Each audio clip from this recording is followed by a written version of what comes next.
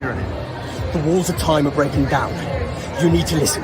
The only way to save the universe. Watch Type 40.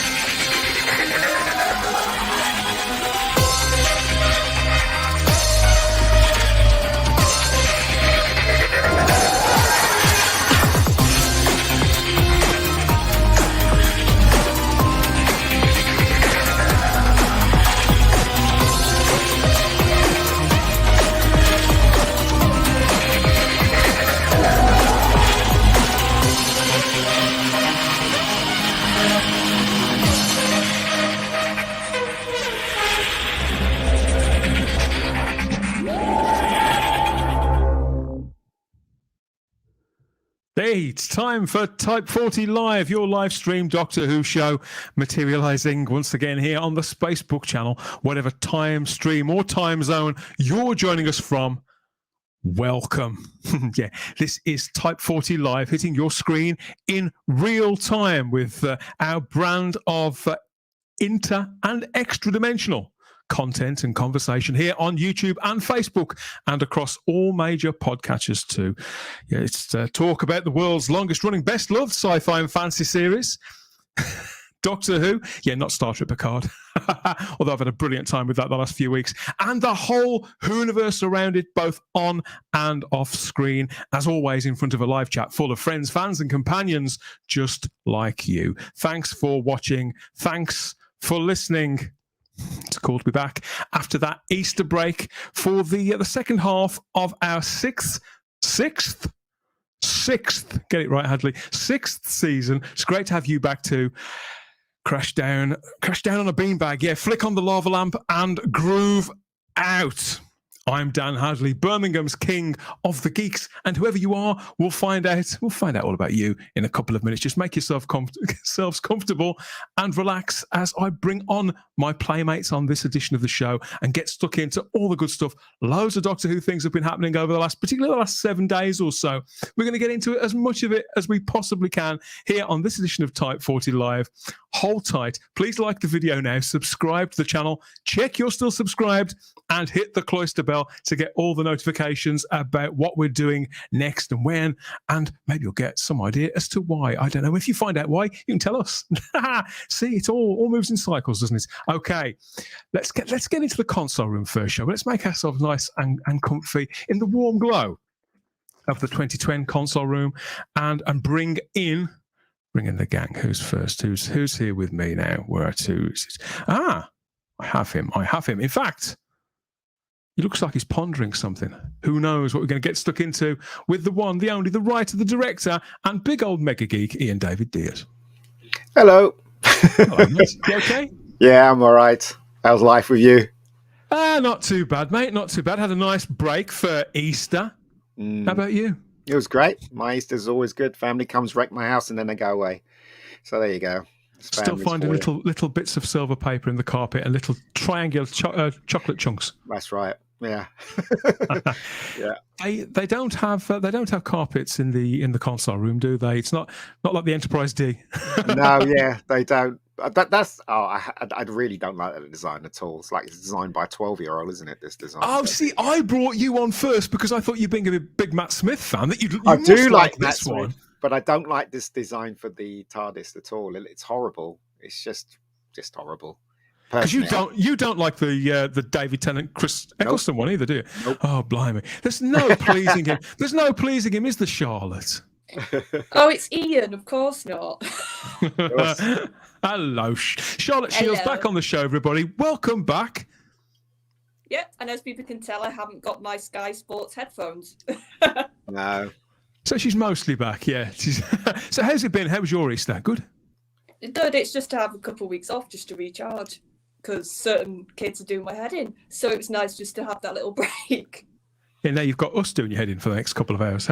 Yeah, but you're grown-up kids. I can deal with you a bit better. Just a bit better. Let's talk about dealing with. He's shaking his head. I don't think Simon Horton, the original lunatic, I don't think he agrees with that statement, Charlotte. No, I don't, because we're definitely not grown-up kids. I haven't grown up yet, Charlotte, I'm afraid. I did actually. I had my very last cream egg today, so Easter is definitely officially over.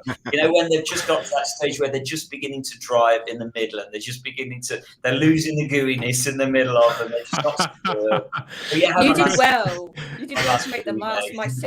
My sisters, they last about 2 days. They love Okay, well, you don't know how big the box of cream eggs was that I got, Charlotte. I'm a bit of a cream egg fan. If anyone wants to give me a present, a cream egg, I'm very, very happy. Anyway, hello all. It's good to be back. We are back. Did you miss us? Hopefully you did. Well, I've missed all of you, and you out there too. And Simon and I have been comparing haircuts too. I think we've both been shorn, haven't we, to some degree or another? Some of us more than others.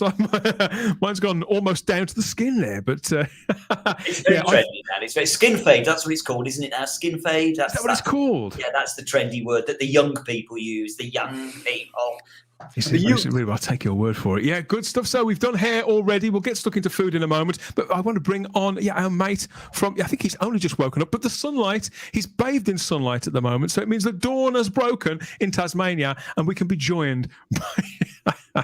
He's going, get on with it, Adley, get on with it. Yeah, Matt Potts here, everybody. Welcome him back. Hello. No, it's actually the glow from my new 24-inch screen I've got for drawing. So that's literally what it is. So I look like Toad at the moment at the end of Raiders of the Lost Ark.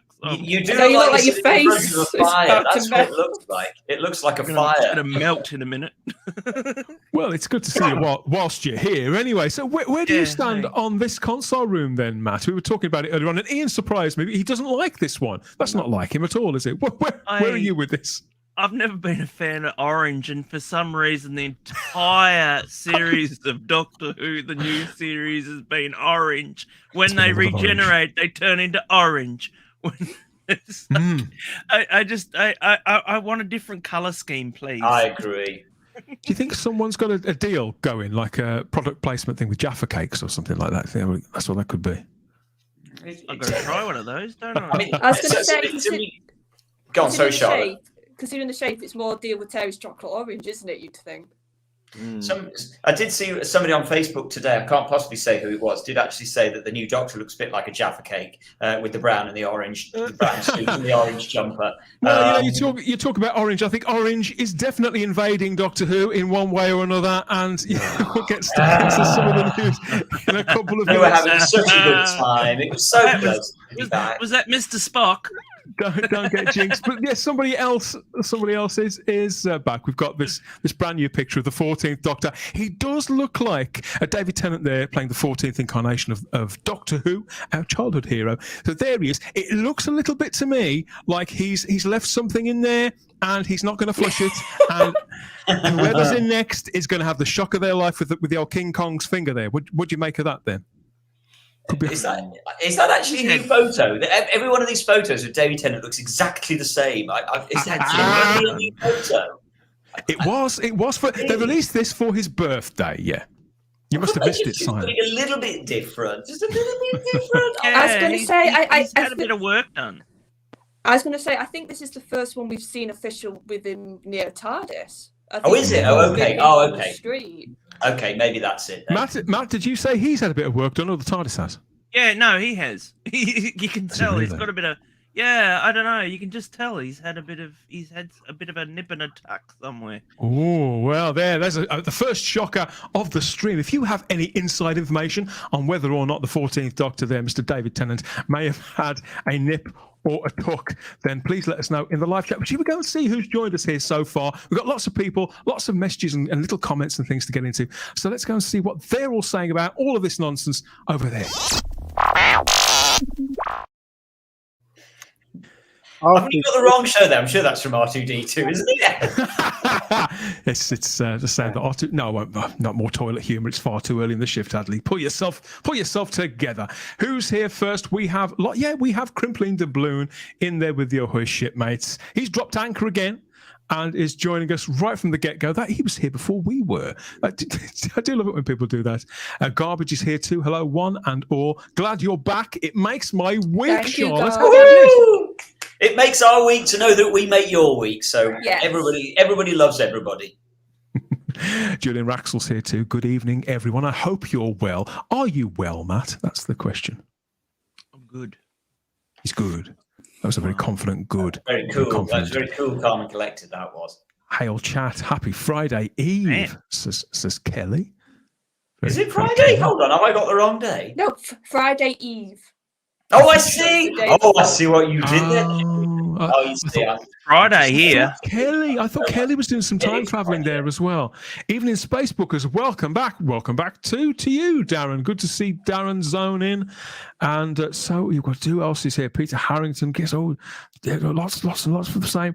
Gary Browser's here. Just a few things happening who-wise whilst we've been away. You've been away too, Gary. Where have you been? Anywhere nice? Let us know where you've been, mate. Need to know all these things, don't we? Hello, Gary. Hey, Kelly. All that kind of stuff. We've got a hey everyone from the Geeks handbag there. Hello, I think he's also overseas at the moment. That's our mate Adam there from the Big Blue Box podcast and the Geeks handbag and everything. Is he holding his handbag there? I think he might. Yeah, it looks very much like a handbag. It looks like I just see a Blue Peter bag there. I'm sure there's a Blue Peter. Is he really? Oh, now that is great timing, Adam. So thank you for that. It's a great prompt because I was wondering, Simon, did you ever write into Blue Peter or enter one of those competitions when you were a kid? Yeah, I wrote into Blue Peter all the time and I never got a Blue Peter badge. Did anybody get a Blue Peter badge? Is anybody in the chat got a Blue Peter badge? And if so, how did you get one? I never got one. I used to write into Vision On as well and send my artwork to Vision On. Never got that on screen either. Never got the prize. Kept plugging away. Well, Blue That's why Peter. I ended up the way I ended up. Life's been cruel to me. Get him off eBay. I hate to say it because the special connection between Doctor Who and Blue Peter is continuing, and this is the longest-running children's TV series in the whole world. And at the moment, the other day, they announced another crossover with the longest-running sci-fi and fantasy show in the world, Doctor Who, for the 60th anniversary. Now, Blue Peter, I hadn't seen Blue Peter in a long, long time until the other day. Last time I looked, it was on like 3 times a week. Now it's on once a week, and they seem to do a lot to do with their website and all manner of things. It's all changed. It's all gone. It's not even on terrestrial telly anymore, is it? Is it just on? No, it's just online. It's all gone interactive, a bit like Wendology, who's joined us here in the live chat on YouTube and says, "Hey, groovy people." Are we groovy?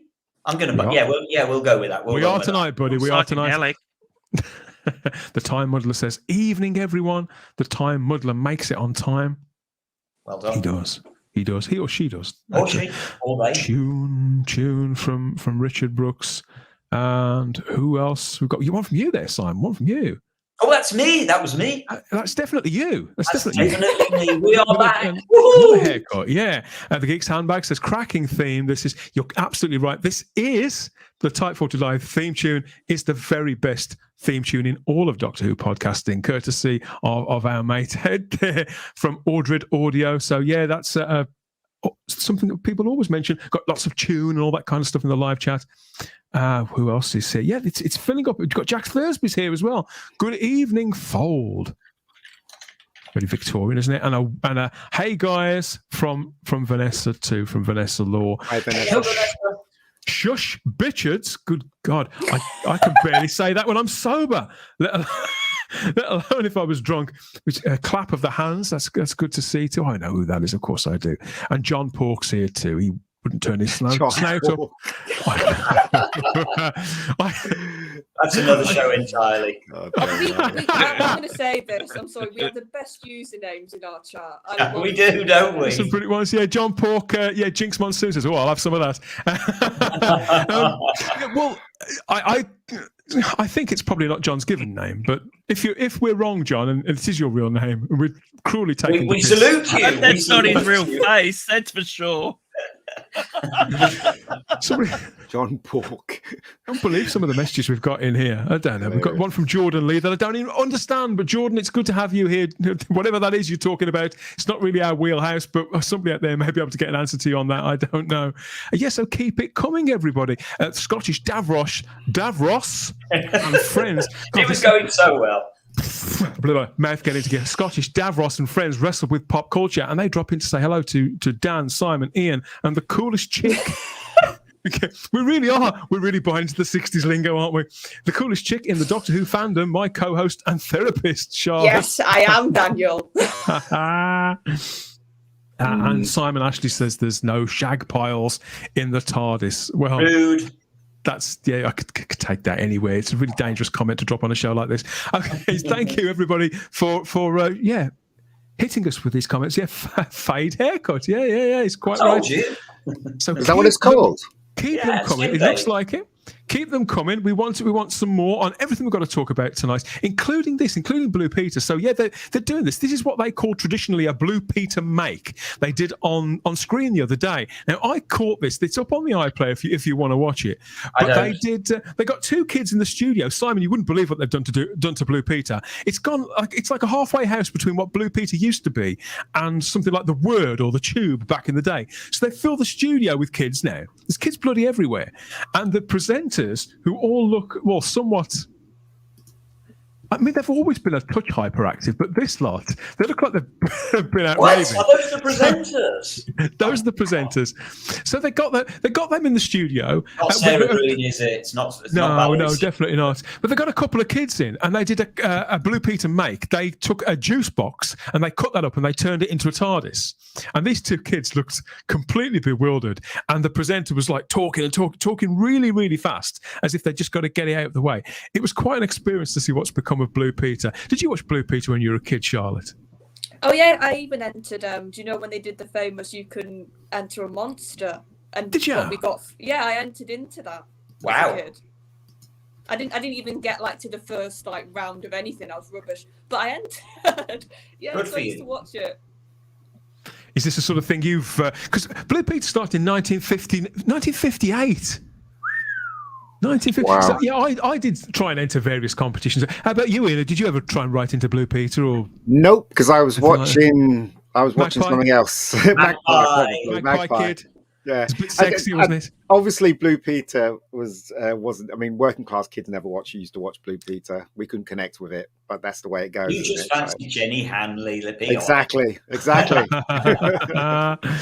yeah. I found out this week Jenny Hanley was originally going to be in Attack of the Cybermen. She was going to be one of the Cryons. But instead they had Sarah Green. Who knew? There you go. Sarah Green I used to fancy her when I was young. Sarah Green. What do you mean, used to? I still do. Yeah, I've always fancied Sarah Green. Yes, so that's the guy in the fez there, and yes, the girl in the Tom Baker scarf. They're getting on board with Doctor Who. You notice there's lots of imagery as regards incarnations that were actually popular. So this is a competition. Now, I hate to break it to you, Simon. They're about to announce a big competition as well for the 60th anniversary. You're not going to be able to answer this or send in anything because it's strictly between the ages of 5 and 15. They want. I know. So near and yet so far. So it says here that one young super fan from the UK is going to win an exclusive VIP tour and a limited edition Blue Peter winner's badge that will mark the 60th anniversary of Doctor Who just for Blue Peter. So it's the prize is described as a money can't buy experience. So you get to tour the production design department there at the BBC, and they have to draw some fan art, Matt.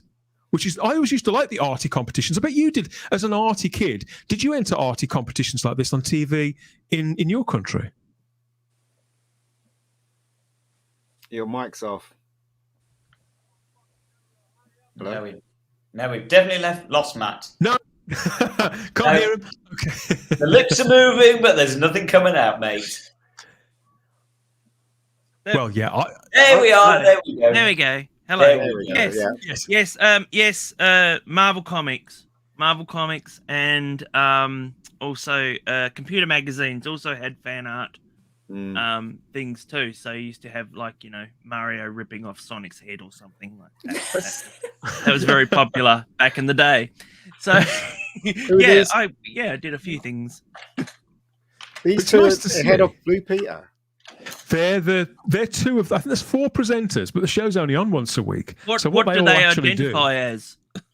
Blue Peter presenters. Blue Peter presenters. That's all they need. It's a species of their own. Never mind a gender. They're of a certain breed. I think Blue Peter presenters. They have to be very good at talking really, really quickly, at settling a disturbed tortoise, and trampolining whilst interviewing. I don't know, whoever it is, somebody out of Grange Hill. No, Grange Hill. Not even Grange Hill's on anymore. Yeah, but there's this going anyway. So there's this competition. They've launched it this week, and it closes on the 15th of May. But what I noticed is that they want kids to send in Doctor Who inspired fan art, but they've also got to write a statement too about why they should win. So it's not enough now to draw something spectacular. They've got to tell them why it's spectacular and why they deserve to win. So I think that's asking a lot, isn't it, of the kids there, Simon, to hit them with a double whammy there.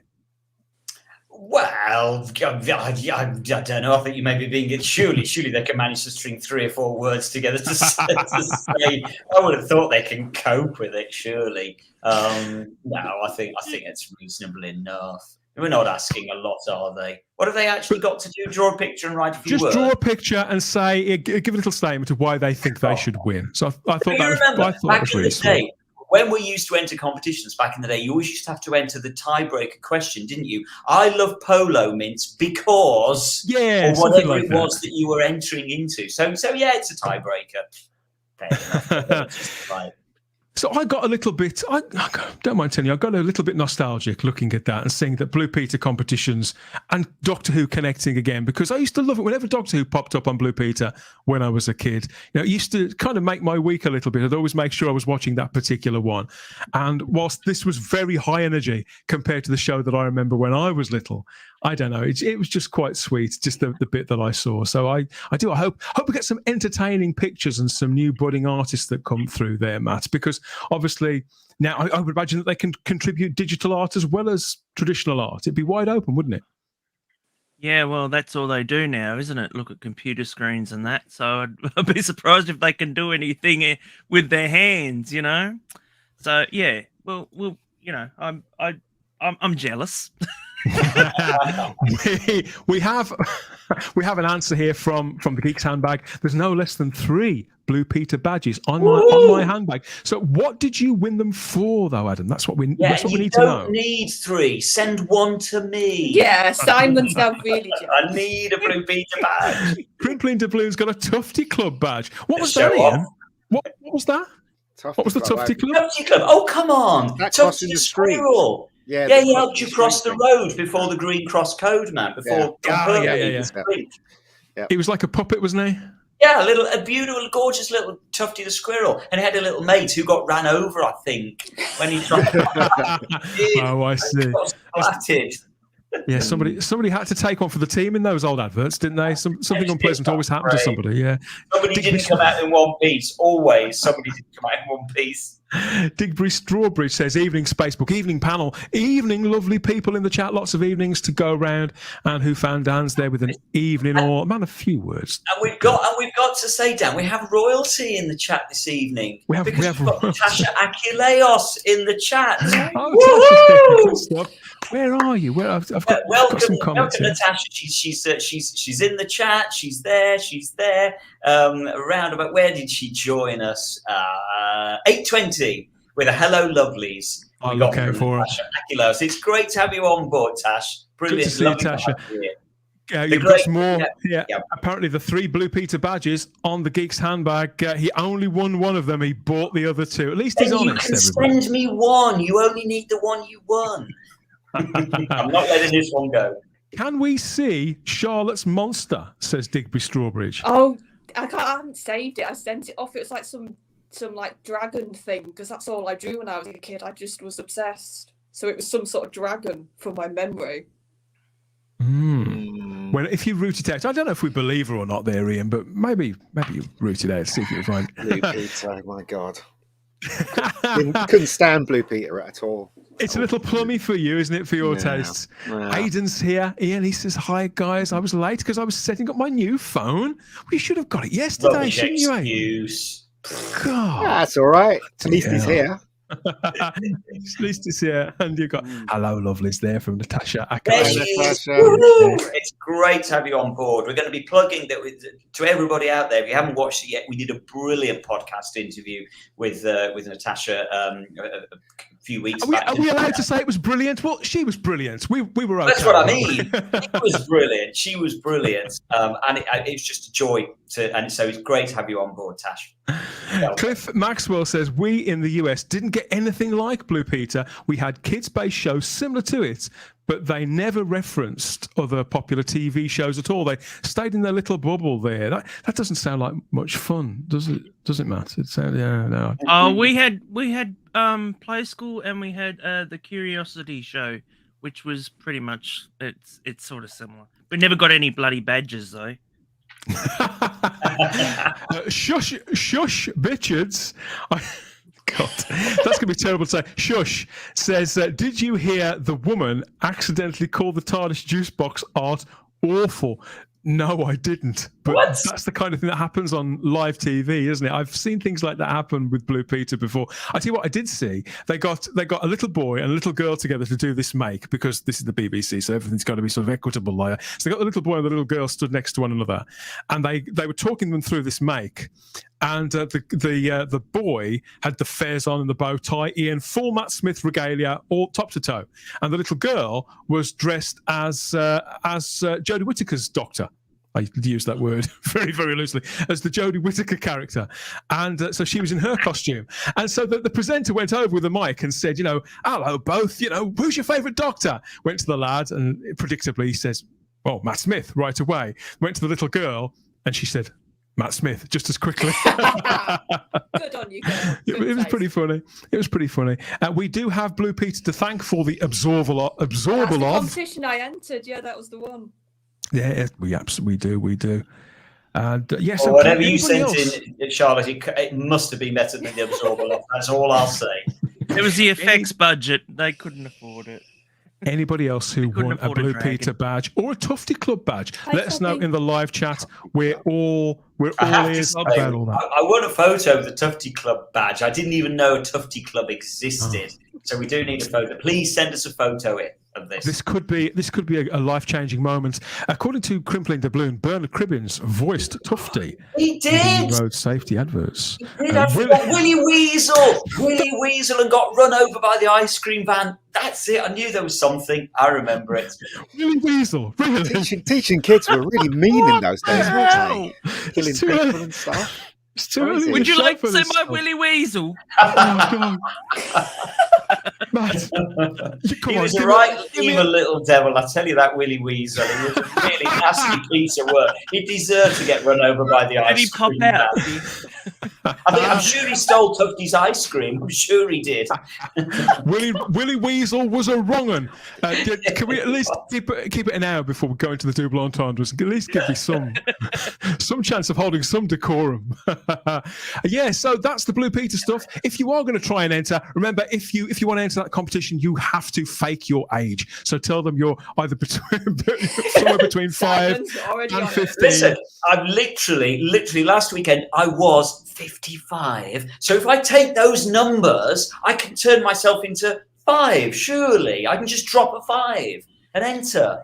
I'm going to do it. You can identify as a 5-year-old. Yeah, absolutely. They shouldn't be ageist about this kind of thing. I definitely identify as a 5-year-old. Thank you.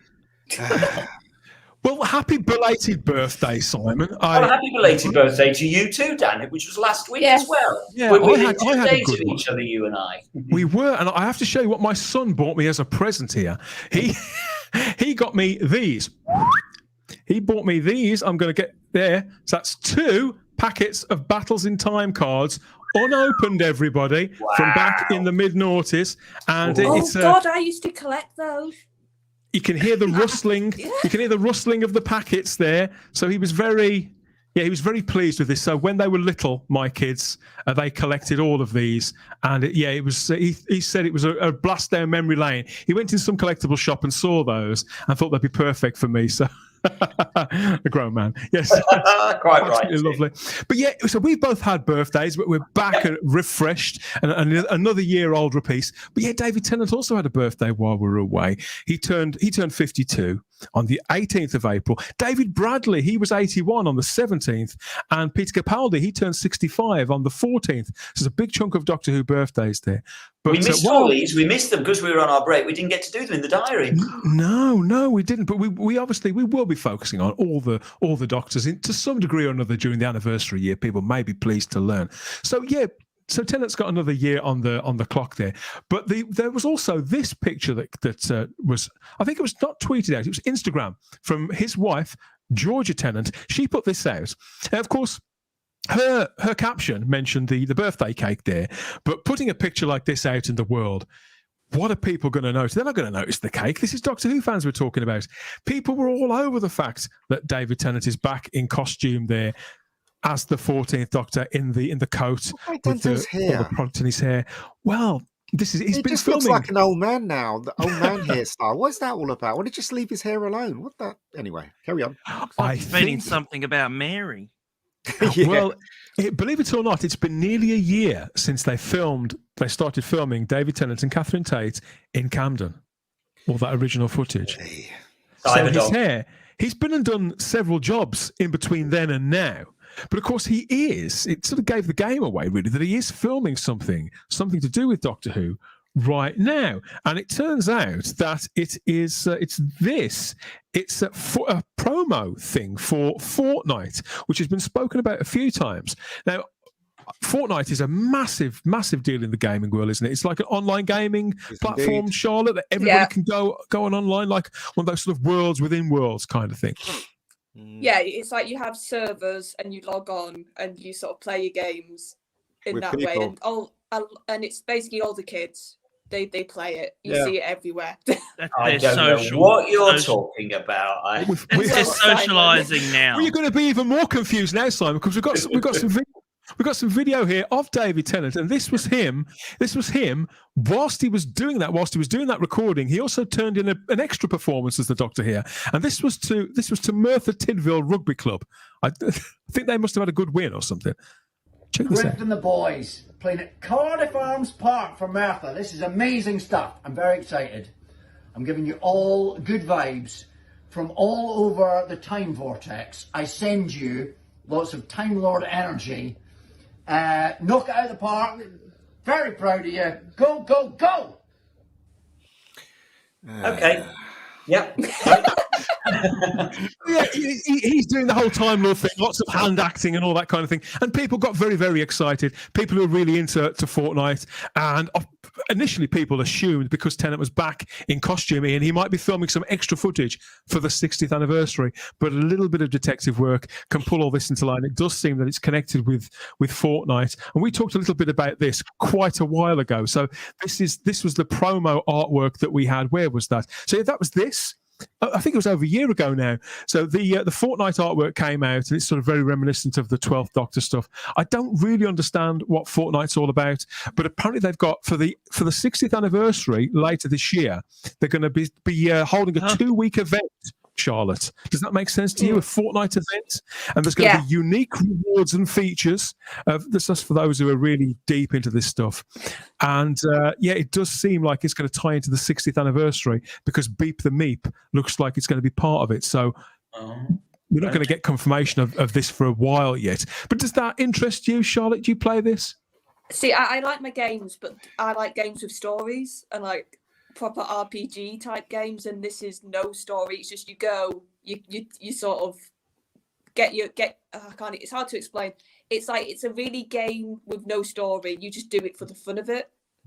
But I don't know, maybe there's been rumours there might be a bit of a story with this Doctor Who thing, because I know there's been a lot of different IPs now who have, like, Marvel's done it, like loads of the big IPs have all allowed Fortnite to basically use their characters. And sometimes it's a bit of a story, so I don't know if they're going to try and do a bit more than the usual, where it's just you can play like your character can look like like Geralt from The Witcher for one. They did, or you can look like Captain America, or you can look like the Hulk. So I'm guessing we're going to get some basically digital skins that make you look like David Tennant's 14th. What are you talking about? None of it makes sense. It's my love, Simon, not yours. Clearly, at 55, I'm just too old for this stuff. Yeah, there's going to be special rewards. There are going to be skins and all these other things. So the people who are deep into it are going to know, obviously, all about all that. But the reason why it's got a lot of interest from Doctor Who is because the script to the promo stuff, that leaked online. So, and Doctor Who fans are straight on this, because apparently the Fortnite community, leaks in that world are quite common. All this stuff comes out quite regularly. Like you get people who have sources in television, you get people who have sources in these game studios, and who have links to people who might do the promotion, for example. They might get their information that way. Oh, I see. So this was put onto Twitter. This was put onto Twitter with a whole deluge of other material. And so it's this script extract where we've got the 14th and the 15th Doctor. They're both mentioned as interacting here. But one of the incarnations, and it doesn't, in this excerpt, certainly that I've seen, it doesn't specify who, is described as being the Edge Doctor. And people are putting two and two together. That could be David Tennant's 14th Doctor. That is the Edge Doctor, because that could tie into the power of the Doctor. When we saw those earlier incarnations, I mean, does that ring true to you, Matt? Did you watch that, the Power of the Doctor? I can't remember whether you did or not. That's the only one I did watch in the last 6-7 years. Because that was what that big crevice was, wasn't it? That was the Edge. Yeah, that's what I was thinking. I was thinking that maybe David Tennant didn't jump. Because that's pretty much what they all did, wasn't it? They all jumped at the end. So, I thought maybe David Tennant hadn't jumped, and that was the reason why he was. Well, you remember there was only a few Doctors there, wasn't there? Like outside off the Edge. So, and he wasn't in it, which was, So it would mean, so Matt, he could be a character similar to the Watcher in Legopolis, maybe. Oh, wouldn't that be great? They did something back, similar to that, because they haven't done anything for that for years, have they? Something new besides what they were doing with the, having a regeneration and then going, oh no, I want to go on holiday first before I get a regenerate properly, and then and then regenerating, So yeah, something different would be lovely for the new series. It would, wouldn't it? Yeah. So you're not the biggest fan of the War Doctor, are you, Ian? But the Edge Doctor, David Tennant, would you buy that? What is the Edge Doctor? I don't know. It's like we're trying to figure out.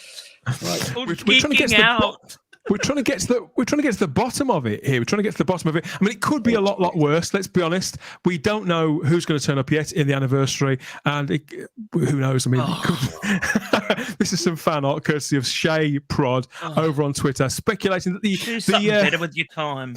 The Edge Doctor could be somebody else. It might not even be David Tennant's Doctor, but I suppose we've got to wait until November to find out where that's going to settle there. Simon, you look disturbed, my friend. I think we should probably move on. I know where we can take Simon. Put a smile back on his face. And look at these two lovely ladies. They've been snapped.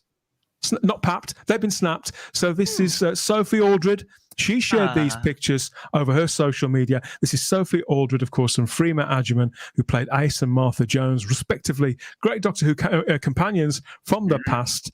And, here they are. They're posing together at I think it says here, this is in New Zealand. And they're both attending Armageddon Expo in Wellington and Christchurch. So they got together and had a sort of mini photo shoot here, getting all loved up. In fact, the caption that Sophie put up there was, "It's a love thing," and they look very smitten with one another. But isn't this nice? This makes you feel better, Simon. Then. Yeah, it does. They both look good, but I have to say, Sophie Aldred just looks brilliant, and I love this look that she's rocking in this sort of pinstripe suit. It's just. That I'd love to see a companion back in Doctor Who in that kind of get-up. It's just so, but they both look brilliant. It's just nice to see, proper companions for once. Yeah, it does seem to be the case. I think Freema seems to get hotter as she gets older. But there they are. It's a little bit overcast there where they are in Wellington. at the Armageddon Expo. But that's. So I'm guessing, is that a sci-fi convention as opposed to a Doctor Who one? I'm guessing. Yeah, it's a sci-fi. It's broad. It's Yeah. a broad sci-fi convention.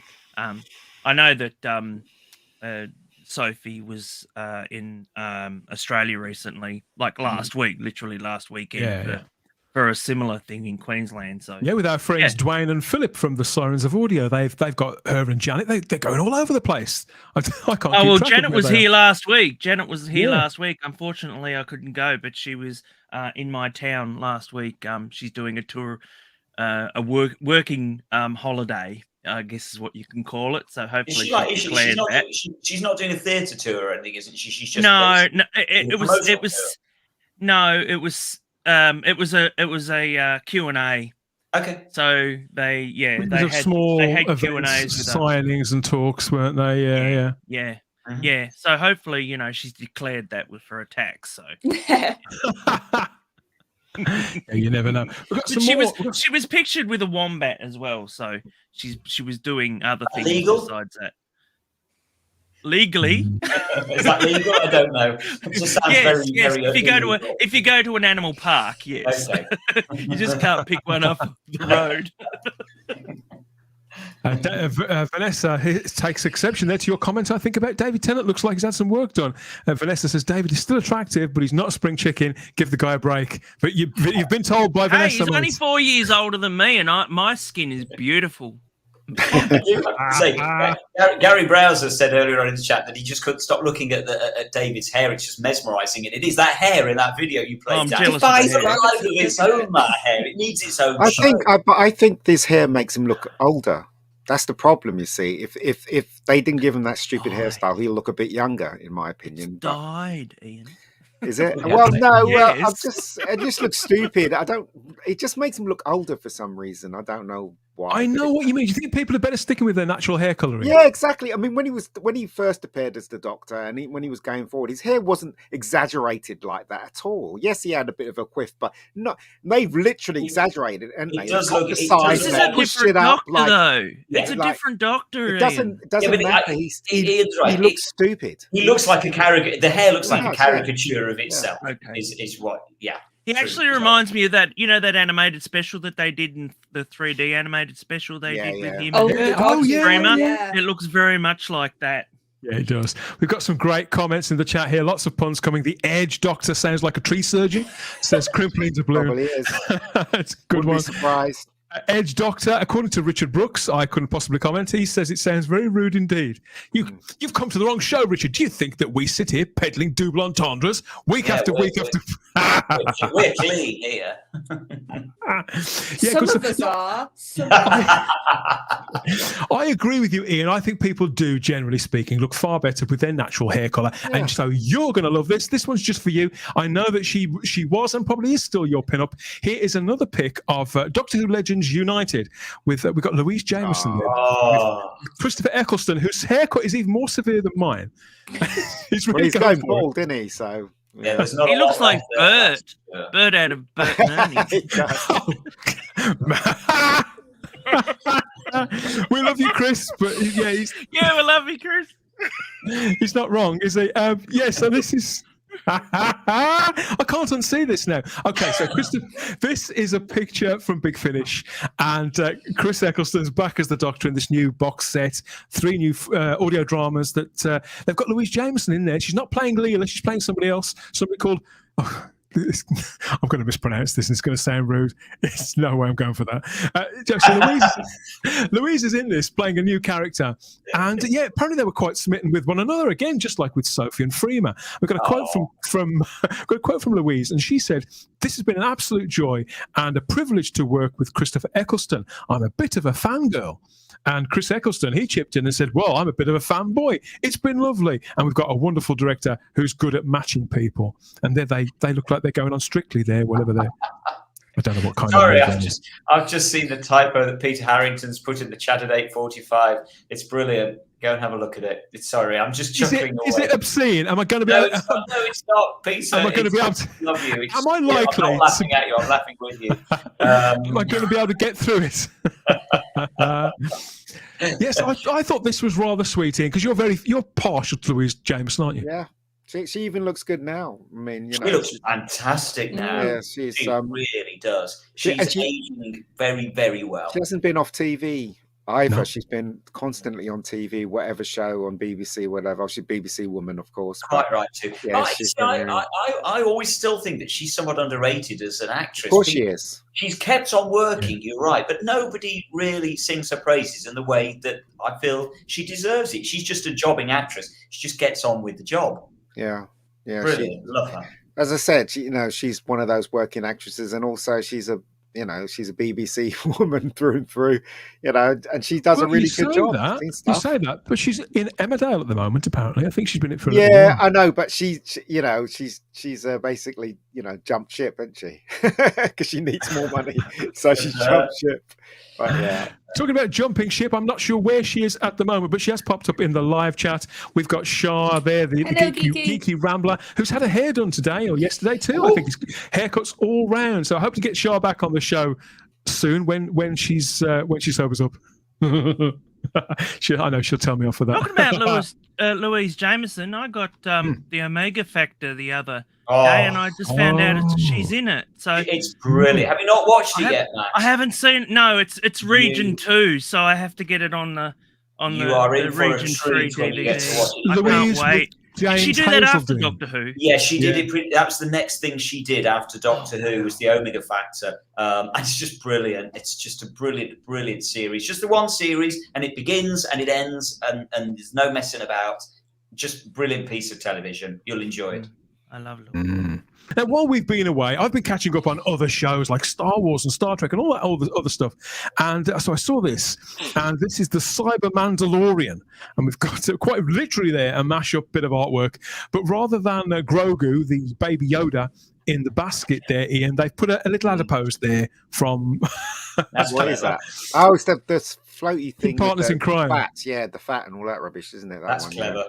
That's clever. Yeah, I thought that was quite nice. So stay tuned later on for more fan art. I think this is Grant Perkins. This one, I'd recognise his style anywhere, but the signature is not on there. But very nice stuff. And if you are a fan artist and you're over 15, you may be mourning the fact you can't get your picture onto Blue Peter. Don't worry about that. You can send it in here and get us laughing and sharing it on your behalf. It's almost as good as Blue Peter, isn't it, Charlotte? Almost as good as Blue Peter. Almost as good. Yeah.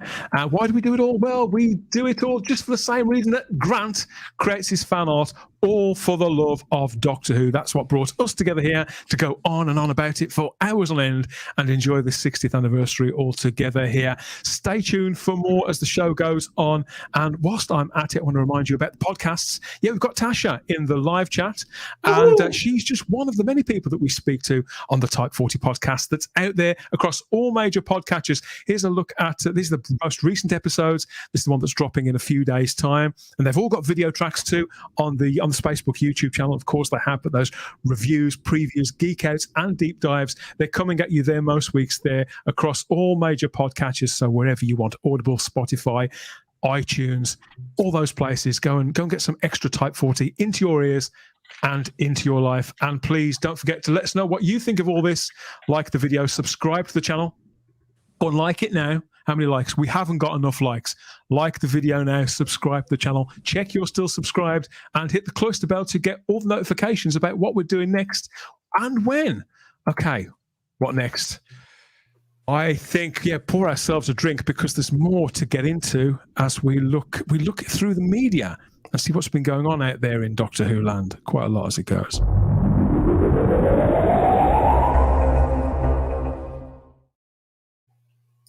Yeah, so Ncuti Gatwa and Millie Gibson have been transported all over the country whilst filming Doctor Who over the last 2 or 3 months. I struggle to keep up with them. I mean, never mind what David Tennant's doing it, and people who technically aren't involved in it anymore.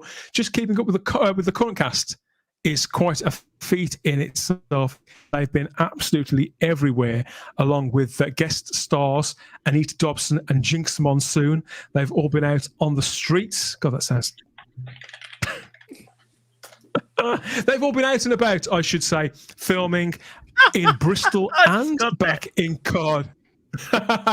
Bristol and out in Cardiff, and but this time there's a bit of a theme. There's a bit of a novelty to it all, as I'm sure that you've noticed too. So, shooting Atwell and Millie Gibson, it looks like they've gone proper swinging 60s with this latest set of pictures. And Millie Gibson was very enthusiastic about it, sharing her makeup there. Very pretty girl, isn't she, Matt? Yeah. Yep. She's a pretty girl. She kind of reminds me of maybe Lady Penelope or someone like that.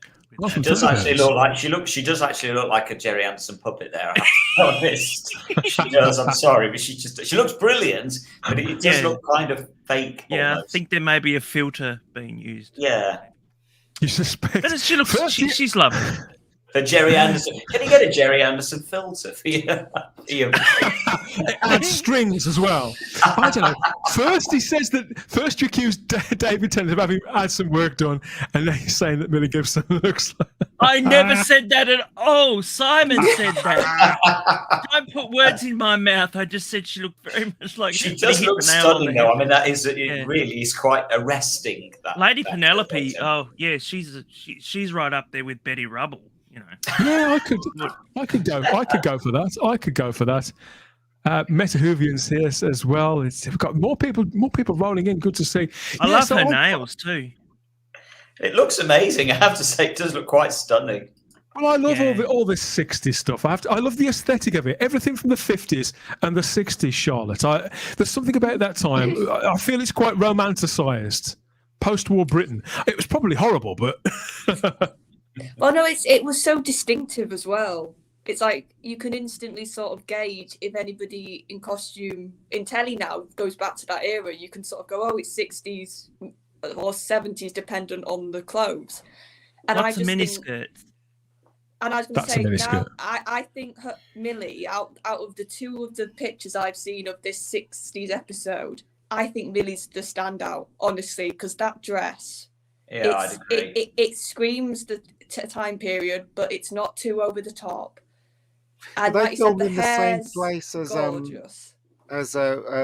Life on Mars, because it looks like the same place. It really has that vibe, doesn't it? You know what, mate? Life on Mars did film mostly in Cardiff. So it's probably the same place, because they're trying to recreate the 60s. Also, the fact that she's hanging around with a person of colour, as my mum kept telling me, when she came over in the 60s, you know, it was frowned upon. So I wonder about that series. I wonder about that episode, what's going to happen in that episode, since she's hanging around with the Doctor, who happens to be black. So it's going to be interesting, isn't it, how they do that. Or they might just ignore it, you know. You never know, but what I do love, though, is when the show doesn't just sort of, when it does this going back in time, it doesn't like half do the costume. That always does my head in, when like certain characters are proper dressed up and then others aren't. So I do really appreciate that they're both in costume of the period. I think it just looks nicer when it's properly done, at least. Whereas like with Jodie's one, half the companions would be in costume and she'd still have her daft thing on. And it was just like, no, all wear common like modern day clothes and don't do it half and half. Carol Jude says she has a doll face. I can't wait to see the figures of everyone. They're going to look so sharp. Peter Harrington says she's far too close to the camera, but she's very, very pretty. And and Shooty was there too. Of course he was. So they were out there filming, and the BBC released these brand new pictures. So we've got Shooty, who's obviously playing the next incarnation of the Doctor, the 15th Doctor. He's there looking very, very suave, I think, in a blue pinstripe suit with a white shirt and a light green tie, apparently that is. And his hair has gone typically very 60s afro with those sideburns running down his cheeks too. And he's got to be wearing a wig, right? I mean, in the actual show itself. In the actual show, unless he has some kind of gadget in the TARDIS that grows his hair really fast, he's got to have some kind of wig. Some kind of wig, right? So, hey, the guy he had a fob watch that rewrote his DNA, Matt. So theoretically, he must have something, even if it's just a pencil sharpener. But does that mean what? I've never known the Doctor to actually try and actually integrate into into a society, whether it's a new planet or what. You know, I've never seen him do that. Is this something new? It's something new. I mean, he does do it occasionally. He does it even in Talents of Wen Chiang.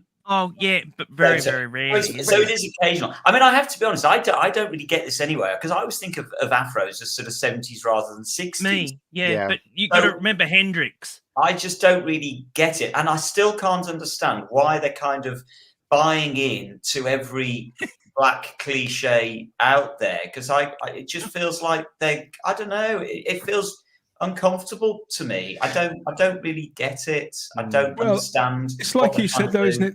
It's like you said, though, Simon. I mean, there was fashions of the time, and this was a hairstyle, and we've seen the Doctor adopt different hairstyles and fashions, sometimes both in combination to fit. It seems to depend on the where the wind's blowing, or what the writer fancies doing, or what the production department, how much fun they want to have with costume and makeup. I think, but yeah, I mean, Talons, he goes proper Arthur Conan Doyle, doesn't he? And this is pretty much the same sort of thing. So I don't think we can be too churlish about it. And there's Tennant, of course, in the idiot slants and with the tall hair.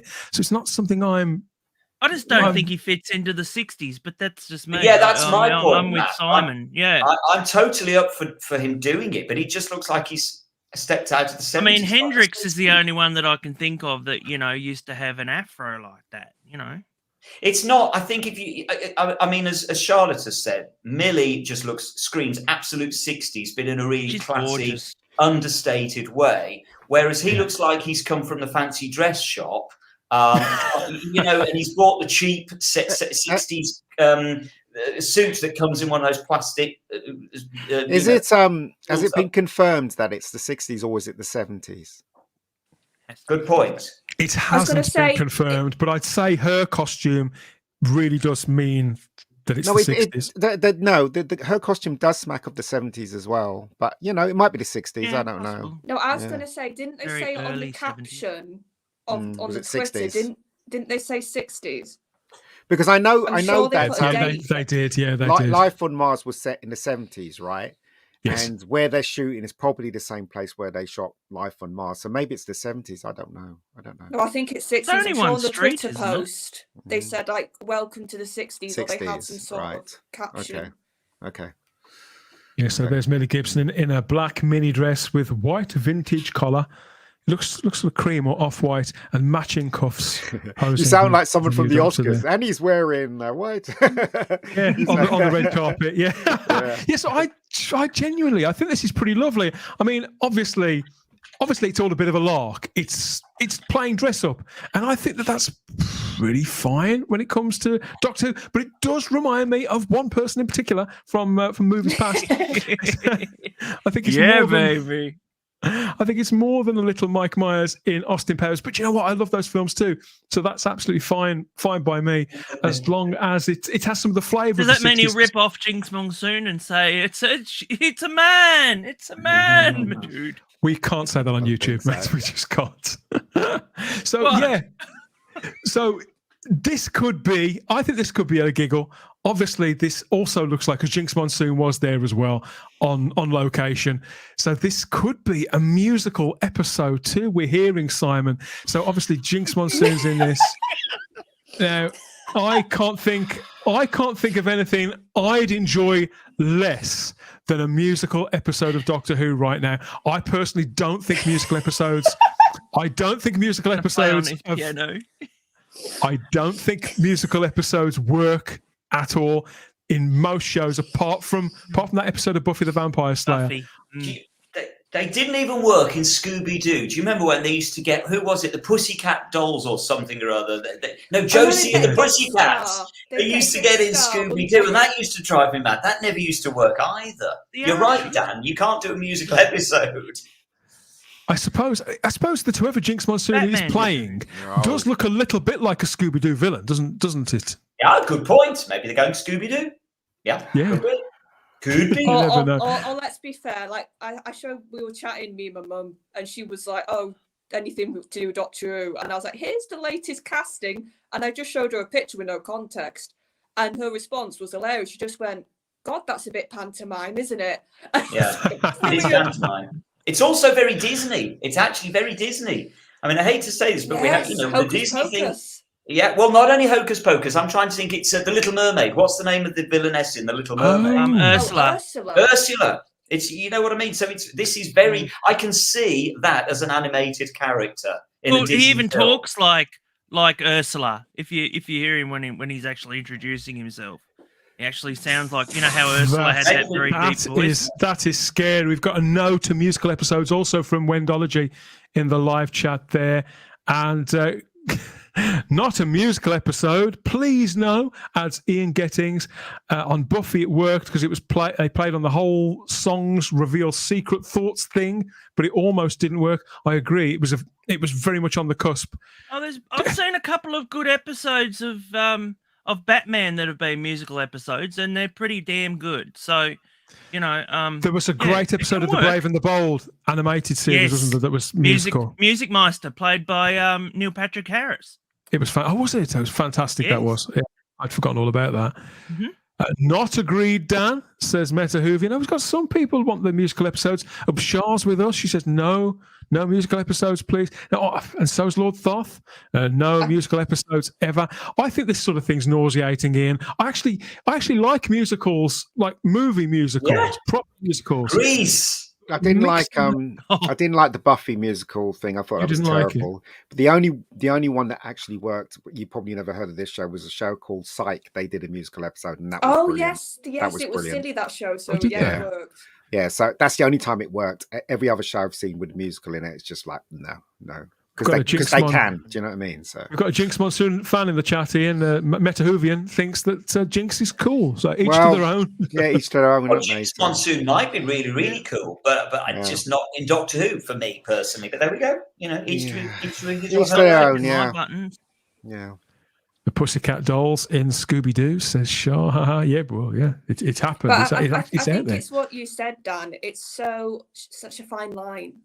It can either work really well, or you can sit there for an hour saying, please stop singing. Do you know, stop singing. You know what worries me, Charlotte? What worries me, and I have said this before now on one of the shows, I just wonder whether Russell T Davies just thinks he can do no wrong. I just wonder whether he feels he has the Midas touch. Oh, God, do you think he's going to start writing songs? I wonder. I hope they get a professional writer. It's such a risk, isn't it? Huge to risk. Do this. Oh. If it happens, and Charlotte, I want the show to take risks, but generally speaking, in an ideal world. But at the moment, the show is still on its uppers, isn't it? This is still a comeback. It's not been on. Yeah, you can't count the regeneration scene at the end of The Power of the Doctor as the relaunch. The general public are still waiting to be recaptured by the show, and so to give them really abstract things, or things that might be unpalatable, whether it's casting choices or stylistic choices. They've only got 8 episodes of the next season. Decisions like that, if they go wrong, it could really backfire, couldn't it? Yeah, and I think especially as I agree with you, the show does want to take risks. And I've said for a while, I like it if it's done well, when Doctor Who does take on a bit of a different genre and plays with it. But I think you could, and I think that's possibly, if this musical episode happens, it could be Russell doing that. But I think, for example, there's other type of things, if you wanted to take that idea of, I'm going to take a different style of storytelling or doing things. I've said for ages, I'd love to have, for example, a Doctor Who that's just black and white in modern day. I think that would look fantastic. Or to have like a Doctor Who that's noir.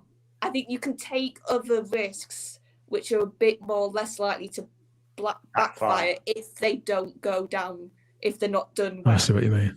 I think, like I said, you could do half animated, half realistic. There's so many other things that I think are a bit more better for your audience, like you said, with that sort of risk factor than a musical. They've done a lot of things. They've done a lot of things in other shows, like Fringe. They had one half cartoon. Yeah, like I said, real. You can get creative. You've got to remember they've had songs in Doctor Who before. Remember, is it A Christmas Carol?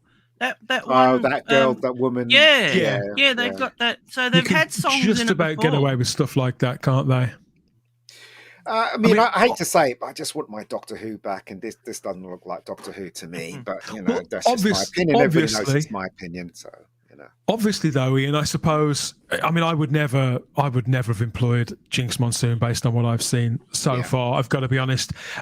Can they sing? Yeah, and if singing is a requirement of this character, then I suppose I get it. You've got to have, if you're casting a character that's going to sing in an episode, it's best to pick somebody who can sing rather than teach an actor to sing. I don't know. It's the same. You'd get, if you wanted to have a character who plays the piano, you'd get an actor in who can play the piano. You wouldn't get an actor in and try and teach it them sort of overnight. So I get that. Simon Ashley says, who is Jinx Monsoon playing? We don't know yet. We are assured by Russell T. Playing Liberace. Well, we're assured by Russell T. Davis that Jinx Monsoon is like the biggest talent in the entire universe. He's gone to great lengths. He's gone to great lengths to... He needn't have bothered, in my opinion, but such is life, isn't it? That's the way it goes, I guess. I was going to say, Simon, I have a guess based off the costume. For me, that costume screams Time Lord with the black and white. And if you take away the piano, I think the design's a bit classic Time Lordy. Sorry, Simon, that's my guess at the moment. You could be right. What I find so ridiculous with this is that we're being told by the BBC that Jinx Monsoon's character is the most powerful enemy yet, to use their words. And 60 years of Doctor Who. Yeah, absolutely. In that get-up. And a couple of weeks ago, we had Doom, who was the greatest assassin in the universe. The deadliest. It's the deadliest. So we're really going around typical Russell T. Davies hyperbole endlessly. Everything is the best thing ever, the most powerful thing ever, the scariest thing ever. I'm bored already. Sorry, Russell. I'm bored. I'm just about ready to jump ship. I must say that the way I have to look at it, Shah says here, you never know, this could be the best Doctor Who episode in New Who. I can see Neil Patrick Harris and Jinx doing it, and it might be. I've got every faith in Neil Patrick Harris. I was looking forward to the Neil Patrick Harris one because he's a great singer. He did it. They did actually another musical that was also happened was Dr. Horrible Sing Along Blog. If you've never seen that, it was written by Joss Whedon with Neil Patrick Harris, it's actually on YouTube, and I'd check it out because it's amazing. It's beautiful, and it's the best thing he's ever done, really, Joss Whedon. Well, I've seen some clips of Jinx Monsoon singing, and there's no doubt that they can sing, certainly better than I can, and they've had great success in their chosen field, and that's fine. Apparently, they've got what are they listed as? Actor, comedian, and singer. And can play pretty much any musical instrument that you could name. Just whatever you do. I don't want her to play my instrument. Don't ask to see her organ, Matt. Don't. You're not going to like that. Just to answer, I'd just like to answer the comment that Keith Maxwell's just put in, saying, "Why can't Jinx be the toy maker in a type of disguise? You lot are exhibiting two-dimensional thinking." Yeah, Cliff, absolutely. That's exactly what Jinx could be. But I don't want to see it. It's not what I want to see from Doctor Who. I'm sorry. But this isn't my idea of good Doctor Who so far. And I am absolutely prepared to be convinced. And I will come on here and I will tell you I was wrong if I'm wrong and it's the best episode ever. But at the moment, sorry if I'm displaying two-dimensional thinking. This isn't my idea of Doctor Who. Sorry. I'm very conflicted about this. Darren Bradley here in the chat says major role. I can see Jinx being some quick flash in the pan avatar to Neil Patrick Harris's character. I don't think there'll be any link at all between these two characters. I get the impression that despite what Russell says, that this is just going to be another villain of the week thing or 2 episodes at the very, very most.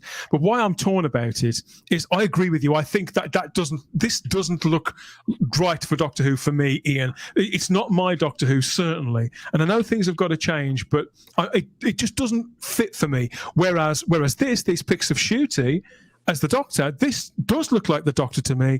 This does seem very rich. It seems interesting. It seems alive again, the way the show used to be alive. And so I'm really keen to see how much fun they could have with this, a story that's worth being told and running with that. This is what I want to see Doctor Who doing, taking us to different times and places.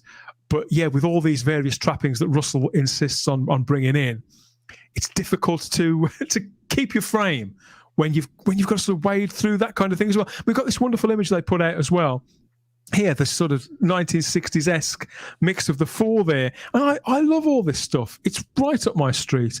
And we talk about being right up your street.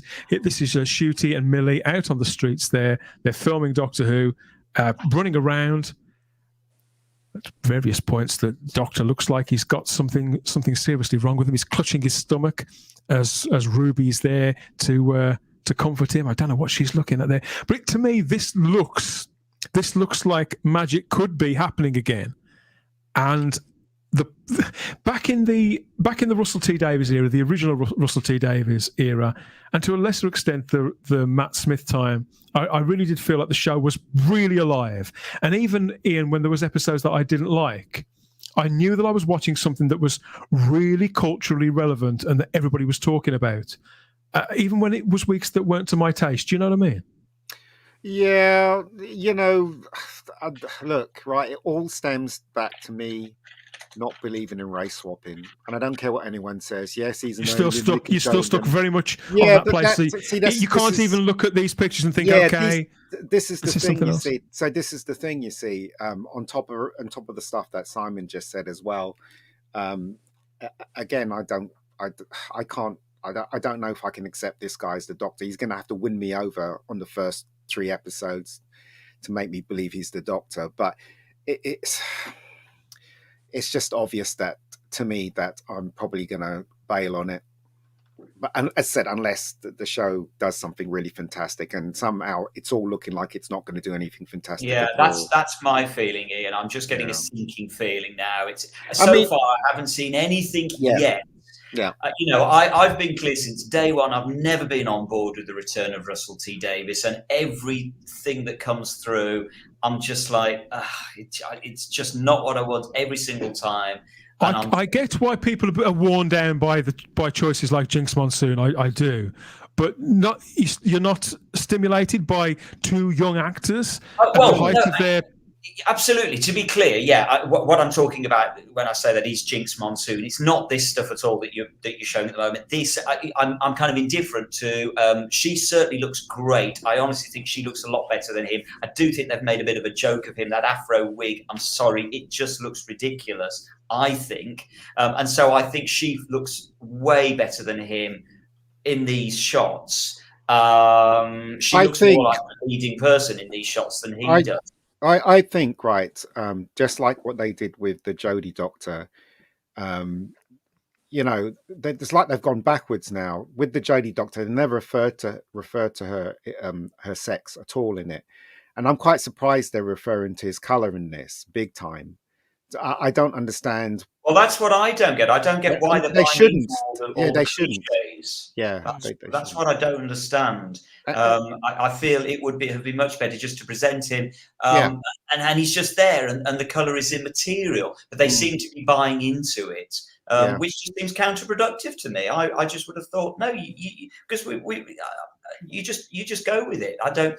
But as I say, to be clear, I am still prepared to be convinced and turned around, and I will certainly at the moment still watch it. But as I say, each day I'm getting to the point where I am going to jump ship before this has even started. I mean, none of these pictures are convincing me to watch it, to tell you the truth. No, I agree, Ian. I mean, look, again, I would say that, the respect for IPs these days it's not welcoming at all.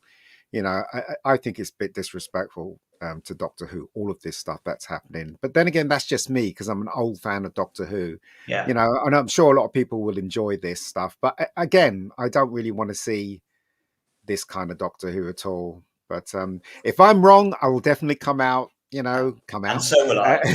and say, you know what, that was fantastic. That was really good, and I accept it. Of course we will, because if it genuinely is fantastic, we will be on here and we'll be enthusing about it. There'll be no interest in us coming on here and moaning if we've loved every minute of it. So I'm absolutely prepared to be turned around. I understand where you're coming from, Dan, and Charlotte, and to some extent Matt, and Noel and the rest of people that really love Doctor Who. They don't want to separate from Doctor Who at all. No matter what happens, they have faith in it 100%. But sometimes, right, what's up is up and what's down is down, if you know what I mean. So Yes, Ian, what I'll say to that, honestly, is for me, there's still little things I'm seeing which actually No, you don't have to say anything, Charlotte. I know what you're going to say. It's fine. It's fine. You don't have to convince me. It's all right. Oh, no, but I'm going to link it to the photos now. Because what I'm actually seeing in those photos, which is what I am liking, is I'm seeing a partnership. I'm seeing a doctor and a companion who are actually close a little bit. That's the vibe I'm getting as well. And they're actually caring for each other. The fact that she's got her arm on his shoulder, and it's like you can tell she's looking at his eyes, really, for me, selling she's cares, and like the holding of the hands. It's nice to see those little familiar touches. Yeah, you're right. Obviously, yeah, but didn't Jodie hold Yaz's hand at one point? Hardly. You know what I mean? So it's like, in any scenes or even just still photos, none of those actors in that era, none of those actors in that era ever seemed like they were in a moment, Ian, that in character or anything. No, but they were family. Whereas this it feels, and to be honest, it's something that I haven't felt with the show probably since Matt Smith and Karen Gillan were working together, come to think of it. I liked when Capaldi was with Jenna Coleman to some extent, but I think it's been lacking on the show for quite a long time, the more I think about it, not just during the terrible Jodie Whittaker stuff. People in the chat are asking us to check out Shooty Gatwa's high heels. I haven't seen those. Yeah, I was checking them out too. I think nice little boots they are. Are they 70 shoes or 60 shoes? I couldn't wear them. Psychics Beats. We've always got a couple of people, obviously, people who are new to the channel who haven't been here before. The race of the Doctor doesn't bother me. The only thing I care about was the gender. He's a male. And that's just very much where I am at. Psychics Beats. But obviously some people feel differently. And all views are absolutely fine here at Type 40 Live. It's great. It's great that you've... Yeah, I still love Ian, even though he's wrong. Yeah, good stuff. So that's what's going on. You know what? Your face is going to go so red when you turn around and you look at the episode and you think it's absolute bollocks, isn't it? Your face is going to go so... Me and Simon are going to be laughing. Your face is going to be so red. But we'll get there. We'll get there. Well, do you know what? Look, right. I will be happy to be wrong. I can't stress this enough. And Simon can't stress. I'm praying I'm wrong. I'm praying. I am on my knees to God saying, please let me be wrong. Yeah. And you know what? Bloody Doctor Who. I hope I am. That's all I can say. But it's not looking good. It's not looking good. Well, within a couple of days of all that kicking off in Cardiff, Shooty Gatwa was back on the streets of the Clifton area of Bristol, back in a costume we've seen him filming in before. So Anita Dobson was there too. Looks like they're filming for the Christmas special there, and the Radio Times have confirmed that the Doctor will have a different look in each episode, clothes-wise. They haven't cited a source for this. Who's told them this? Whether it's been in Doctor Who magazine, because obviously that was published today. I don't know. I haven't read it yet. But that's what they're saying. So, yeah, we have seen several costumes already. And there's going to be 9 episodes, including the Christmas special. So that got an ooh from you then, Charlotte. I mean, that is new, isn't it? If it's literally a different style every time we see him, I believe that the costume is part of the character of an incarnation of the Doctor. You've got to strike a fine balance. There should always be a certain silhouette. We should always know who that character is. But again, the Pertwee Doctor, I think he changed what he was wearing most stories, but he didn't change his complete style. He was always in some sort of frilly shirt and velvet ensemble, wasn't he, Matt? I think Shooty is a bit of a fashion diva. I really think that he obviously doesn't like to be in the same clothes every day. I think he literally just goes home and burns them of a night. Mm-hmm. So, and then wears something different the next day. I don't know. I mean, that's a bit of a variation, isn't it, from what he's been wearing? I do like the shirt on that one, I have to say. I was going to say the shirt's different. I really like this. I was saying he needs a bit of hair on his chest. I'm not too keen on the trousers. I think the coat. Yeah. I still can't get through past that 70s pimp coat. I just can't. It's just awful. But I'm assuming that what they're doing is, I'm assuming they're working with a very limited colour palette of orange, brown, and blue. I'm guessing that all of the costumes will be orange, brown, and or blue. I don't know. Yeah, you're damn right. I am right. Yeah, so that's obviously Shooty Gatwa and Millie Gibson. We will see them eventually, probably next year sometime. Heaven knows whether the Radio Times are on the ball with this about wearing something different every time. What do you think of all of that? They've got to sell an action figure, don't they? They're just going to change the head on each. Sell 9 action figures if he wears something different. Yeah. If he wears something different every time, it could take off. It could work, but I think it's a little bit of a gamble, particularly because the 3 things we've seen him in so far, in my view, are completely different. There is no silhouette. And so I think they're playing a dangerous game. We need to, not just those of us who are up for it. There are people like Ian who is close to Balin, I can tell, or people who are undecided. And so every little thing to help us get to know those characters, to attach ourselves to them, both emotionally and visually, it all needs to be there, Ian, doesn't it, for the magic to happen and to bring people back to this show. As a person of colour, again, I'll keep saying this. The people of color, people in the know, they feel insulted that they've been given hand-me-downs when it comes to characters and taking, something that's had an IP for over 50 years and changing the color of a person. We need new characters. We need new stories. Yes. We need new for people of color. And again, this is one of the reasons why I don't like the idea that the Doctor is this color. I don't want to sound horrible or anything like that.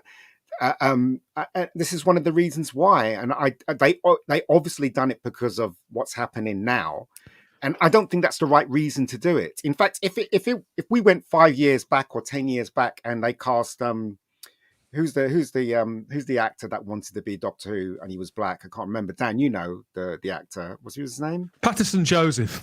No, oh yes, him and the other guy, the one. Oh, I know Adrian Lester. Adrian Lester. If they cast Adrian Lester or he wanted the job so badly as well. Yeah, so I would have accepted it, but it's only the stuff that's happening now that that kind of taints us. Do you know what I mean? It's because of all that, and I still personally think it's wrong to do that at this moment in time because it has implications. Do you know what I mean? But I don't know. It's just my opinion. Love me or hate me for it. What can I say? Raymond Williams hasn't given a verdict on you, but he has dropped us this little nugget in the live chat on YouTube. I don't get a Doctor vibe at all in the still photos. Shooty can look camp. Yeah. I'm not seeing. In the video, I see that. In the video, I see that. That shot that you showed, the previous shot that you showed. There is video to that, and he does a twirl, and it looks like a ballerina twirl when he comes out of the TARDIS. And I was like, yeah, okay. So, in that character. worries me. Yes. Twirling in character. Raymond says, I need to see him in character to judge him, but I'm not getting excited based on what I've seen so far. So the mood has dropped a little in the last few months since the initial excitement, I think. Chris Chatfield says, Jodie Whittaker was never terrible. She was what the show needed. A shake-up, and I was totally on board. I loved her. Each to their own, Chris. I think that's a very hard sell. I thought she was fucking shocking, but yes, but you got to respect Chris's opinion, haven't you? We've had this. I should. I don't open this can of worms again. We've been down this road. We can't have the same conversations over. But thanks for being here, Chris. And there was this happening all this week. Doctor's companions roaming the streets like that. In various roaming the streets. Roaming the streets. Was this companions walk? Yeah. What's going on there? Yeah, good stuff. So yes, that wraps it up for the location spot this time. I think Lenny has popped. Has he popped in? Yeah, Lenny's in the building. Lenny wants to give his verdict on it. Yeah, he's yawning. I think that says it all. Good stuff. Well, he may need to visit the little dog's room. And in which case... He's just been out. No, he's just been out. He's wet. Well, he can go again because it's that time where, yes, you can visit. You can go and get a top up, or you can do what Lenny's already done. Yeah, and go and let something out. Attention all Daleks, look for these special Doctor Who packs of Weetabix. Each one has one of these 4 Doctor Who action games, 3 of these stand-up figures, and a secret message from the Time Lords. We must capture these special packs of Weetabix and exterminate. Collect the special Doctor Who Weetabix packs and enjoy your daily wheat while stocks last. Exterminate.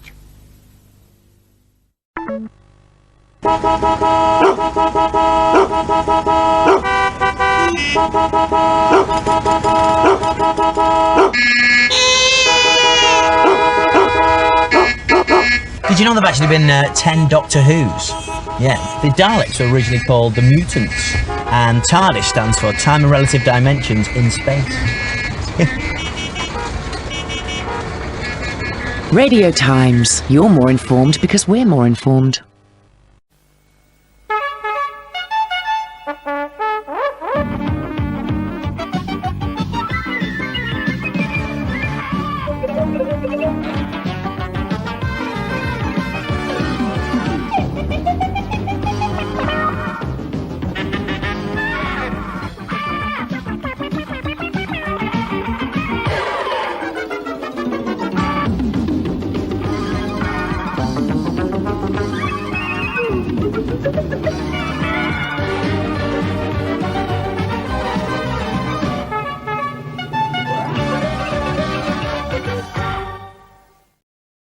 Going up, so we've got more stuff here, more gold. So yeah, we've dragged ourselves through that latest round of photos there, pap shots, I suppose you could call them. But when a Doctor Who fan, Ian, you know, you're sighing there. But when a Doctor Who fan is tired of the 21st century, of Afro wigs and debates about clothes and costumes, of pronouns and drone shots, an immersive gaming, Simon, that blows all our minds, we can always find sanctuary in very specific places, can't we? And many would extol the virtues of a good book. We can escape into a good book, can't we? And fortunately, we don't just have a good one, we've got a great one, and we've got just the right guy, just the right guy to take us through the pages and all the little bits that he's put a post-it note in, and we can have a trip down memory lane with the Doctor Who Diary and Mr. Simon Horton.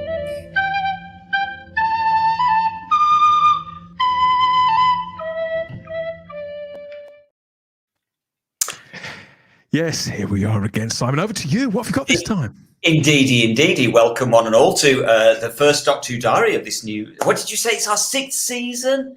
Can't believe that. Yes, 6th run. It's the 6th season. Well, remarkably then, actually, we are going to start back at Doctor Who's 6th season, rather brilliantly, because back in 1968, 55 years ago, this week you would have been sitting down to the start of the Wheel in Space from the 6th season of Doctor Who. How brilliant is that? It's not like we just throw these things together, you know. So, yeah, The Wheel in Space would have started 55 years ago this very week. It's written by David Whittaker, The Wheel in Space. It's one of those unfortunate... We've only got 2 episodes that exist, episode 3 and 6. So it's difficult quite to get an idea on whether this would actually have been any good or not. It's a very complicated story, all about spaceships and space stations and hypnotism and cybernats and cybermen and invasion by radio waves. And it's all a bit weird and it's really difficult to... I've never quite got my head around The Wheel in Space. There's a lot going on in this, isn't there? Whenever I've read it or listened to it, I can never quite get a handle on it. Yeah, it's a bit of an odd one. But the Wheel in Space has a number of firsts that absolutely should be marked. Of course, it's the first time we ever see Zoe Herriot, played brilliantly by the beautiful Wendy Padbury.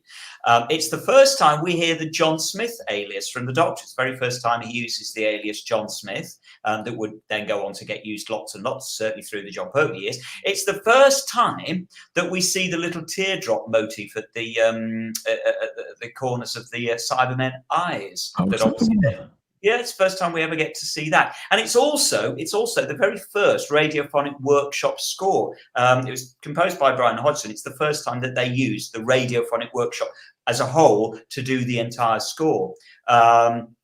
And one significant it's the last story to be directed by Tristan DeVere Cole, who had previously done the Dalek Invasion of Earth and Gunfighters, but sadly, allegedly, he clashed with Peter Bryant, the producer, over changes to the script and never worked on the show again. It's also the last time that we hear Peter Hawkins doing monster voices. It's the very last. I thought he'd stayed. I thought he'd stayed later than that. No. This is it. Basically, this is swan song for Peter Hawkins, and it's also interestingly, it's the last story to be telesnapped by John Cura, to be fully telesnapped at any rate. After this, the telesnaps become very few and far between, which is just as well, because actually that's when we're moving into the John Pertwee era very, very soon. And so the telesnaps were obviously no longer required. And as I say, only episodes 3 and 6 of this exist. Episode 3, I think, is particularly fine. Episode 6 is a good one, but it's got that awful Cybermen walk as they bounce across space. Oh my, it's just one of the most cringe-worthy things you will ever see in Doctor Who, ever. If you've never seen it, just watch episode 6, you'll see what I mean. But here's my fun fact for the Wheel in Space, is that the spacesuits that are worn by Jamie and Zoe are also the same spacesuits that had appeared in the 10th Planet, and also, as a result, went on to appear in The Empire Strikes Back, being worn by the bounty hunter, Bosk. It's exactly the same spacesuit in the 10th Planet, the Wheel in Space. That's right. And then it appears in great George Lucas's great space opera, Star Wars, in The Empire Strikes Back, and one of the bounty hunters. Because they belong, don't they? Everybody always assumes that a lot of the costumes that the BBC have got them in store, but a lot of them they'd get them from a costume store, higher place. Yeah, absolutely. That's how it works, wasn't it? Yeah, absolutely. So much of this stuff came from costume store stuff. So I must be honest. I love the 60s Cybermen. I just think they're such a great design. All of the 60s Cybermen, right from the 10th Planet, right the way through. I just think they're a good design. I just like those 60s cyber stories. Somehow, it's interesting, Charlotte. You said earlier on about doing the black and white episode. There's no monster that looks better in black and white than the Cybermen, I don't think. That's why I just think they're missing a trick in New Who. They don't do that at some point. It could really create an atmospheric monster, whether it's a new one or they pick an old one, just to see it back in that format. And I think the Cybermen are just perfect. You know, you think of virtually any cyber story and you put it in black and white, and somehow I just think it would work better. They just lend themselves very well to black and white. What's this thing called again? That's the servo robot. Right. Yeah. Not so I'm praising the cyber designs. It's fantastic. A couple of people have mentioned in the chat how a fan owns the servo robot. Ian Levine used to own it, but I don't think he does anymore. Yeah, I think you're right. Ian Levine owned it for a very long time. As I recall, he did actually appear on, I think he appeared on Did You See at one point in the 80s when Ian Levine was into it. But then I think he sold it. I'm pretty sure that the servo robot's now gone. It's funny. It still exists. It's funny because there are some designs that designed a long time ago in an era that's totally gone now, that stays. And the Cyberman is one of them. This design of a Cyberman is one of them. You know, even if you had him appear today in a Doctor episode, it would still be accepted because it's such a classic look, isn't it? It's like the Dalek as well. You know, the Dalek. If you put him in any era of Doctor Who, people accept the Dalek, and the same thing with the Cybermen as well. But that thing there, no. You can see, can't you, Ian, why it only ever appeared once? Yeah, exactly. And this is why I say it's a really difficult story to get your head around, this one, as to whether it would actually have been any good, because it's a very mishmash of a story, and the TARDIS lands on one spaceship and then ends up on the wheel in space, and it's a bit loopy. I think but that's why it was by David Whittaker, who was a great writer. I think that's why I've never got along with it. I've always felt like there's no real momentum to it. Like there's no real point to it. Like they're treading water whilst I'm watching it. But I think that maybe, as a couple of people have said in the live chat here, you know, could we get this animated? I mean, maybe, you know what it's like. I mean, a good animation or a good adaptation, or obviously we'd all love the episodes to turn up again. That can change your mind, can't it? About a whole story when we get it delivered, the balance of it. Look at the big turnaround about the enemy of the world, changed everybody's opinion. So it could happen with this. The Enemy of the World was the classic one that I really thought that was going to be so boring, and I just loved The Enemy of the World. So yeah, this could be a complete turnaround. And to be fair, that episode 3 is a really good episode, actually, really good. So who knows? Anyway, Wheel in Space, 55 years ago. So anybody that's been listening very intently this evening will know that this episode was screened directly after, literally a couple of days after I was born. Can you believe it? A couple of days after I was born. There we go. Well, that fits so fitting. It's so fitting that we talk about this. Well, I'm looking at this picture now of the second Doctor and Jamie on screen, and it reminds me of what we were saying a moment ago, Charlotte, when we were looking at the pictures of Shooter Gatwa and Millie Gibson in character there. And here they are again in a moment. The little gestures between them. This is what I mean, that indefinable. The familiarity, and I think Jamie and the second Doctor had that in spades. I often joke, when I think of a companion and a Doctor that hug and hold hands, I think of those two, because there's so many moments in their stories be a when completely they do it. different way of looking at it today. I know now. Back then it was a lot more innocent, and that for me it just came across as two very close friends. Yeah, and that's what I love to see on screen. Yeah. And isn't that so quintessentially Doctor Who as well, Charlotte? You know, that there's not many other shows that have got that closeness of the characters. No, and I think especially back then, to have two male characters be portrayed in that fashion was brilliant. Morecambe and Weiss used to sleep in the same bed in those days. That's true. Yeah. Do you know what I mean? So they did indeed. They did indeed. Yeah. What else have we got for us? What we've got? Well, we cannot let this particular birthday pass. We really, really can't, because believe it or not, Russell T Davies is 60 today. So happy birthday, Russell T Davies! This guy is 60, the big 60, this very day. So I'm sure you're watching, Russell. So really happy birthday to you. Bit of background to dear old Russell. He's actually born Stephen Russell Davies. I still don't, the T stands for nothing at all, does it? As I recall, he invented the T because there was already because he wants to be an actor, didn't he? Originally, or a TV presenter, and there was already a Russell Davies on the Equity books. Is that right? So, that's how I understand it. So his actual real name is Stephen Russell Davies, and he was born in Swansea. It's a surprise you to find out, in 1963, of course. Actually, 7 months, bear in mind, before An Unearthly Child actually screened. So he was born just 7 months before the very, very first episode of Doctor Who ever screened. What's the T stand for? Tiberius. Tiberius. Just told you. You weren't listening, were you, Matt? No, I was. Sorry, I was just looking too much of Shooty's chest. You can't. Yeah, fair enough. Nice bring back.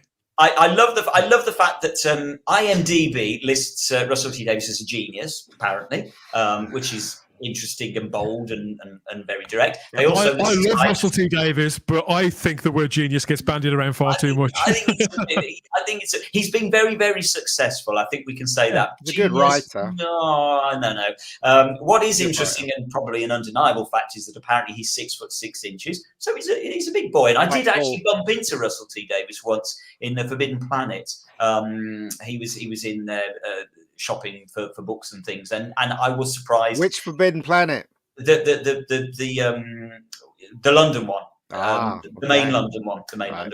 And he is a big boy. I have to be honest. He's a tall chap. It won't surprise you to find out he's the most prolific producer of Doctor Who, because his work obviously also includes Sarah Jane Adventures and Torchwood. He wrote 41 episodes of Doctor Who. He was exec producer stroke showrunner on 62 episodes of Doctor Who. So he is, as I say, the most prolific guy to work on it. His first run-in with Doctor Who was the Virgin New Adventures novel, Damaged Goods, in 1996. He only wrote one of those books, but that was the one. And his first TV success actually was a CBBC fantasy series called Dark Season back in 1991, which also featured Jacqueline Pearce. Now, I do vaguely remember this with Jacqueline Pearce. And then, of course, he went on to do Queer as Folk for Channel 4, in which I think I'm right in saying it was Vince that was the Doctor Who fan, wasn't it? It was the guy on the right there in your top left I photo. can't remember which one. Yeah, I haven't seen that one for a number of years. Yeah, I'm pretty certain he was the Doctor Who fan, and he was the one that ended up with K9. And I remember being insanely jealous of that K9 that they got in Queer as Folk. And he was made an OBE in 2008. Was dear old Russell. And there's his most recent success down on the bottom right, Nolly. Which I'm still just I'm still in therapy after seeing Mark Gatiss playing Larry Grayson. I'm still in therapy for that. But apart from that, it was good. So, there's Russell. He's not everybody's cup of tea. He might be yours. He might not be yours. I'm making no comments, but whatever. He's hugely successful. There is. I think that's a recent photo, isn't it, Dan? That's just gone up with Jinx Monsoon. Yes, this is Russell's 60th birthday party that they had at the weekend. It looks like Jinx Monsoon wrapped filming whatever they've been filming. That was their parts done, and there was a big disco, and Jinx Monsoon was the disco at Russell T Davies' 60th birthday party. He had a blast. So did Phil Collinson and Andy Pryor. They were there too. Russell looks very, very much the worst for wear there. He looks tired from working, honestly. What, tired as a newt, you mean? He's beaming, though, isn't it? That's a typical Russell beaming smile. I mean, if nothing else, he's a bulliant. I think we can definitely call Russell a bulliant, can't we? There's a good word. Have we ever used that word on Type 40 before? Probably not. I think that's the first, mate. So I'm going to make a note of that one. So there we go. As I say, and all credit to him, respect to him, because apparently, allegedly, his favourite Doctor Who story of all time is Ark in Space, and his favourite Doctor is Tom Baker. So he's clearly, a man of great taste, if nothing else. I'm with you. I mean, I've raved on enough about Russell T Davies here. Generally speaking, I'm a massive fan of his, but he is becoming obviously a more contentious figure. I think anybody who runs this show, they take a certain amount of brickbats with the bouquets, don't they, Simon? It's like being the England squad manager, and often I think it takes a few years for us to really appreciate them in context. But yeah, we couldn't let Russell's 60th birthday pass without a quick nod, could we? No, we certainly couldn't. So happy birthday, Russell. Good on you. Anyway, moving on. It's exactly 7 years, and I'm hoping Natasha Achilleos is still in the chat for this one. I'm hoping you're still with us. What a moment to go. And she was enjoying the show. She made a comment that she was loving the show. So it's great to have you on board, and it's perfect timing because no accounting for taste, Tasha. because it's exactly 7 years since the Target Covers exhibition opened at the Cartoon Museum down in London. It's on the 28th of April. So tomorrow, it opened 7 years ago, 2016, this brilliant exhibition of Target covers at the Cartoon Museum. Please comment in the chat if you were there. I got to go. I made the down there, and it was well worth the visit. Am I the only one in the panel that went? Did anybody else go? No, I didn't go. I knew about it. It was well worth going to. I should say, please, if you were there, comment in the chat. It's the Cartoon Museum was a tiny little place. It's a very small museum. I'm assuming it's still there. It's literally a stone's throw just around the corner from the British Museum. And they had just over 30 covers on display, the original artwork of these dating back to 1973, beginning with, of course, the covers for the Zarbi and the Daleks by the great Chris Achilleos, one of my personal heroes. And they'd also got covers by Jeff Cummings, by Roy Knipe, by Andrew Skilleter. They'd all got all of the main target artists, weren't they?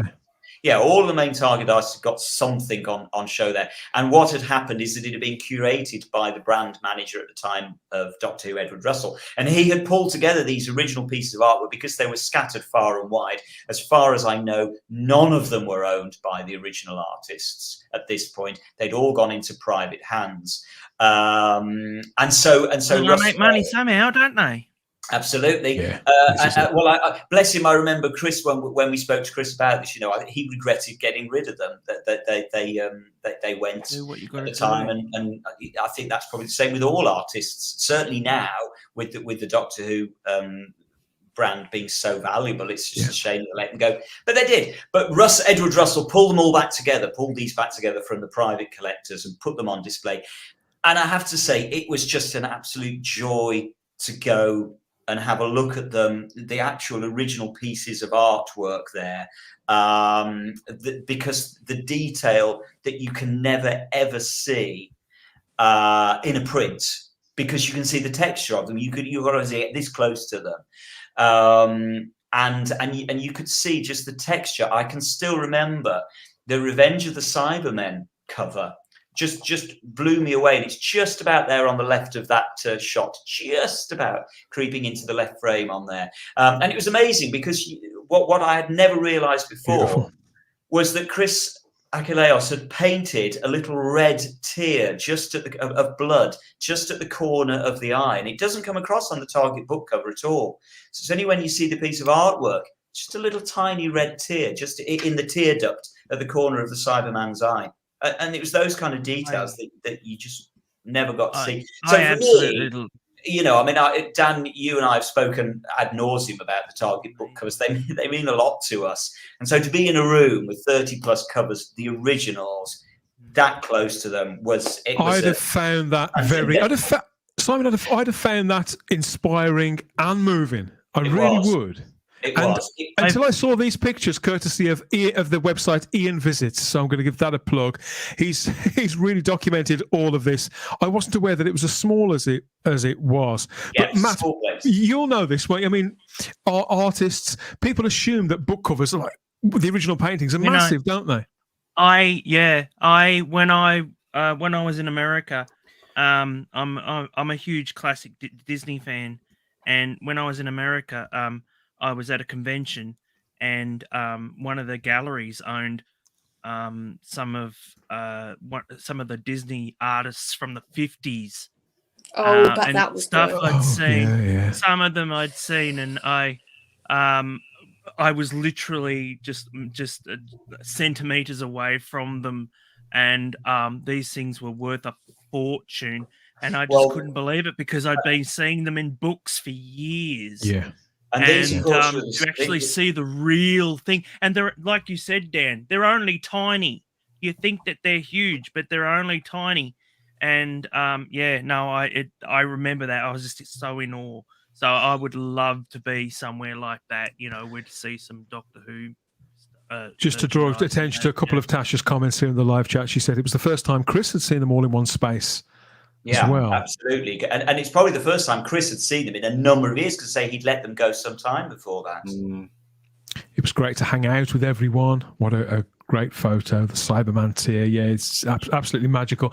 And Chris was one of many Doctor Who figures, wasn't he? Legendary figures who were there too, Simon. They were obviously invited to the opening. And correct. I think certain people went back 2 or 3 times as well, didn't they? So we've got Terence Dix and Eric Saywood there together having that. Terence again with Chris Achilleos, Andrew Skilleter, Stephen Moffat, and Jeff Cummings. There, Jeff getting one down him. That's he looks very, very jolly. But I've seen lots of pictures from this event, and everybody always looks like they're having such a great time. Yeah, and of course, Tasha was there as well, along with Chris, and Peter Capaldi was there. He was the big draw from the current series. That Peter Capaldi, obviously a massive Who fan, turned up. So this was a real event. They did put they displayed the pictures again, the artwork again at the Cardiff Experience. A little bit further down the line. So it was great to see them there, but there was just something extremely magical about them all being in that one dedicated little space. And it was upstairs. I remember you had to go upstairs to them. It was quite discreetly done. It was very... what was nice was the Cartoon Museum is dedicated to art, obviously. And so it just felt really right and respectful to see those absolute iconic pieces of artwork in a museum dedicated to artwork. It was a brilliant experience. I'd give anything to go back to see them again. Beautiful. Proper stuff. And obviously Peter Capaldi's a massive fan of Doctor Who, stretching back there. to the 70s. He does. Aren't we all? Yeah, absolutely. And as I say, yep. So it was exactly 7 years ago tomorrow that we were back there doing that. And very finally, for this evening's diary, very finally, we. Oh, did you want to? Oh, sorry. Yeah, let's just. Can you? Sorry, Dan. One comment here from Tasha, who says, "I have the privilege of owning my husband's Target collection." Whoa! Thank you for those comments there, Tasha. It's really does bring extra context to this, and It has. Just beautiful stuff. Beautiful It's been stuff. brilliant having you on board. So thank you for Real art. We didn't know you were coming in. It is. It's real art, isn't it? Because these people that used to draw in those days, they literally, it just came out of them. Do you know what I mean? When they were drawing and stuff and colours and all that stuff. Now today you've got AI that does it all for you. What's that all about? I don't know. I agree with you, Ian. And this is, as I say, this was what was so moving about seeing those pieces of art in the museum, because you could get so close that you could see the brush strokes. Yeah. I appreciate that, because I went to an exhibition once for 2000 AD art, and they had the things, and you could see their Tipex that they, sorted out certain things and stuff like that, and the Pritt sticking on the bottles and stuff like that. And I great, fantastic. Yeah, and I seem to remember, I'm sure that on some of the Target book covers in the museum, in the exhibition, they got Tipex on there. They were using Tipex. Because when they print it out, you don't see it. But correct. When you see the real art, you can actually see it, and that's what makes it beautiful. Because because mistakes are made and they correct it and stuff. Like you can see the pencil behind the paint and all that. Yeah. That's what makes art so beautiful. It's those kind of things, So anyway, it's true. That's true genius to me. That craftsmanship as well, Ian. That the application of all these methods, tried and tested methods, ought to make it look as good when printed as possible. And when I first got into publishing, it was just at the tail end. There were still people sort of setting things by hand in a little room while everybody else was on Macs. Little magnifying glasses looking game, making sure they got all the colours and that. It was fascinating. When I got into it, there was rotary pens, and they used to have a paper that the hand lay on when they were drawing, so they don't get smudged. Yeah, I still do that now. Fantastic. And what was really interesting, was when we did the interview with Chris Aquilas. One of the things that really surprised me, he was so humble about it. He didn't see necessarily the value of what he was doing. Yeah. He was just doing it because that was what he did. The thing is, real artists don't see it. It's only the people around them that can see it, and also real artists they're really humble. The real ones. That's how Chris was. Humble. Yeah. So and Jeff Cummins, I think all of the Target artists have just been very, very humble somehow, and it's lovely. And then you just love them even more because there's no ego there. There's it's just brilliant pieces of artwork. Yeah, brilliant piece of artwork. Yeah, stay tuned for our interview with Jeff Cummings. That's coming up soon on the channel and on the podcatchers. So that's exclusive chat with Jeff. That was a lively one as well, wasn't it? It certainly was. But Natasha, it's been great having you here this evening, and there's so much love in the chat for you. So if you haven't already seen it for you and Chris, go back and read the chat, because I think everybody knows by now. We all love real talent. We all love that real talent. Irreplaceable. Yeah. Indeed. We could talk about Chris Aquilas and the Target covers all night, truth be told. In fact, we have done several times. we have actually. But very, very finally in the diary tonight, a little bit of a poser. We've got a couple of photos. We've got a couple of photos for you. Man. Now, we need to know if anybody in the chat recognises where these photos are from, what the story is, sir. behind this. If you look very carefully, depending on where you live in the country, some people will certainly recognise the background. Some may not. To put it in context for you, this is BBC. No, it's not the BBC. It's not the BBC. No. Looks like the BBC behind him. It does look like the BBC in the other shot. Near the inner ring road, says Gary Browser. Yeah, but which inner ring road, Gary? Which inner ring road? I will. You can just about maybe make out the name of a theatre just there above the John Pertwee.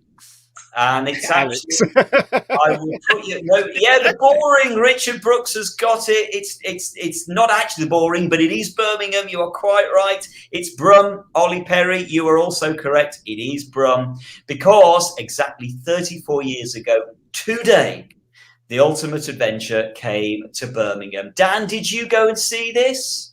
Oh, not again. No, I didn't. I had to ask you. I missed it. I think I've been through this trauma before. Everybody, I had tickets for this. I had tickets for The Ultimate Adventure when John Pertwee was doing it. It was 1989, and I just started going. Yeah, so I was going to Lunatics meetings and various other things that I was involved in, and I had a ticket, and I got really, really ill the day before, and I couldn't go, and I was absolutely. What do you mean you got ill? What, did you get a cold or something? No, I got the 2 bob bits. I was in a really bad way. Yeah, I could barely get out of bed. I was like 15. Oh, I can't believe it. Well, as I say, so yet again in the chat, please tell me, were you there in Birmingham this week? As I say, this week, 34 years ago, 1989, The Ultimate Adventure came to the Alexandra Theatre in Birmingham. It had been running for about a month at this point. It opened in March, I think, at the Wimbledon Theatre. It opened in March in 1989 with John Pertwee. So this was a month after opening, and Fred, just to put it in context for people that don't quite know what on earth we're talking about, in very, very short terms, this was a stage play. It ran for around about 5 months. It was a musical. We've talked about musicals earlier on this evening. It was a musical. It had a half a dozen quite cheesy songs in it. It was written by the great Terence Dicks. It's one of those things that only Terence Dicks could have written, I think, truth be told. And it was the most fun you would have for a couple of hours in a theatre. It was just a blast.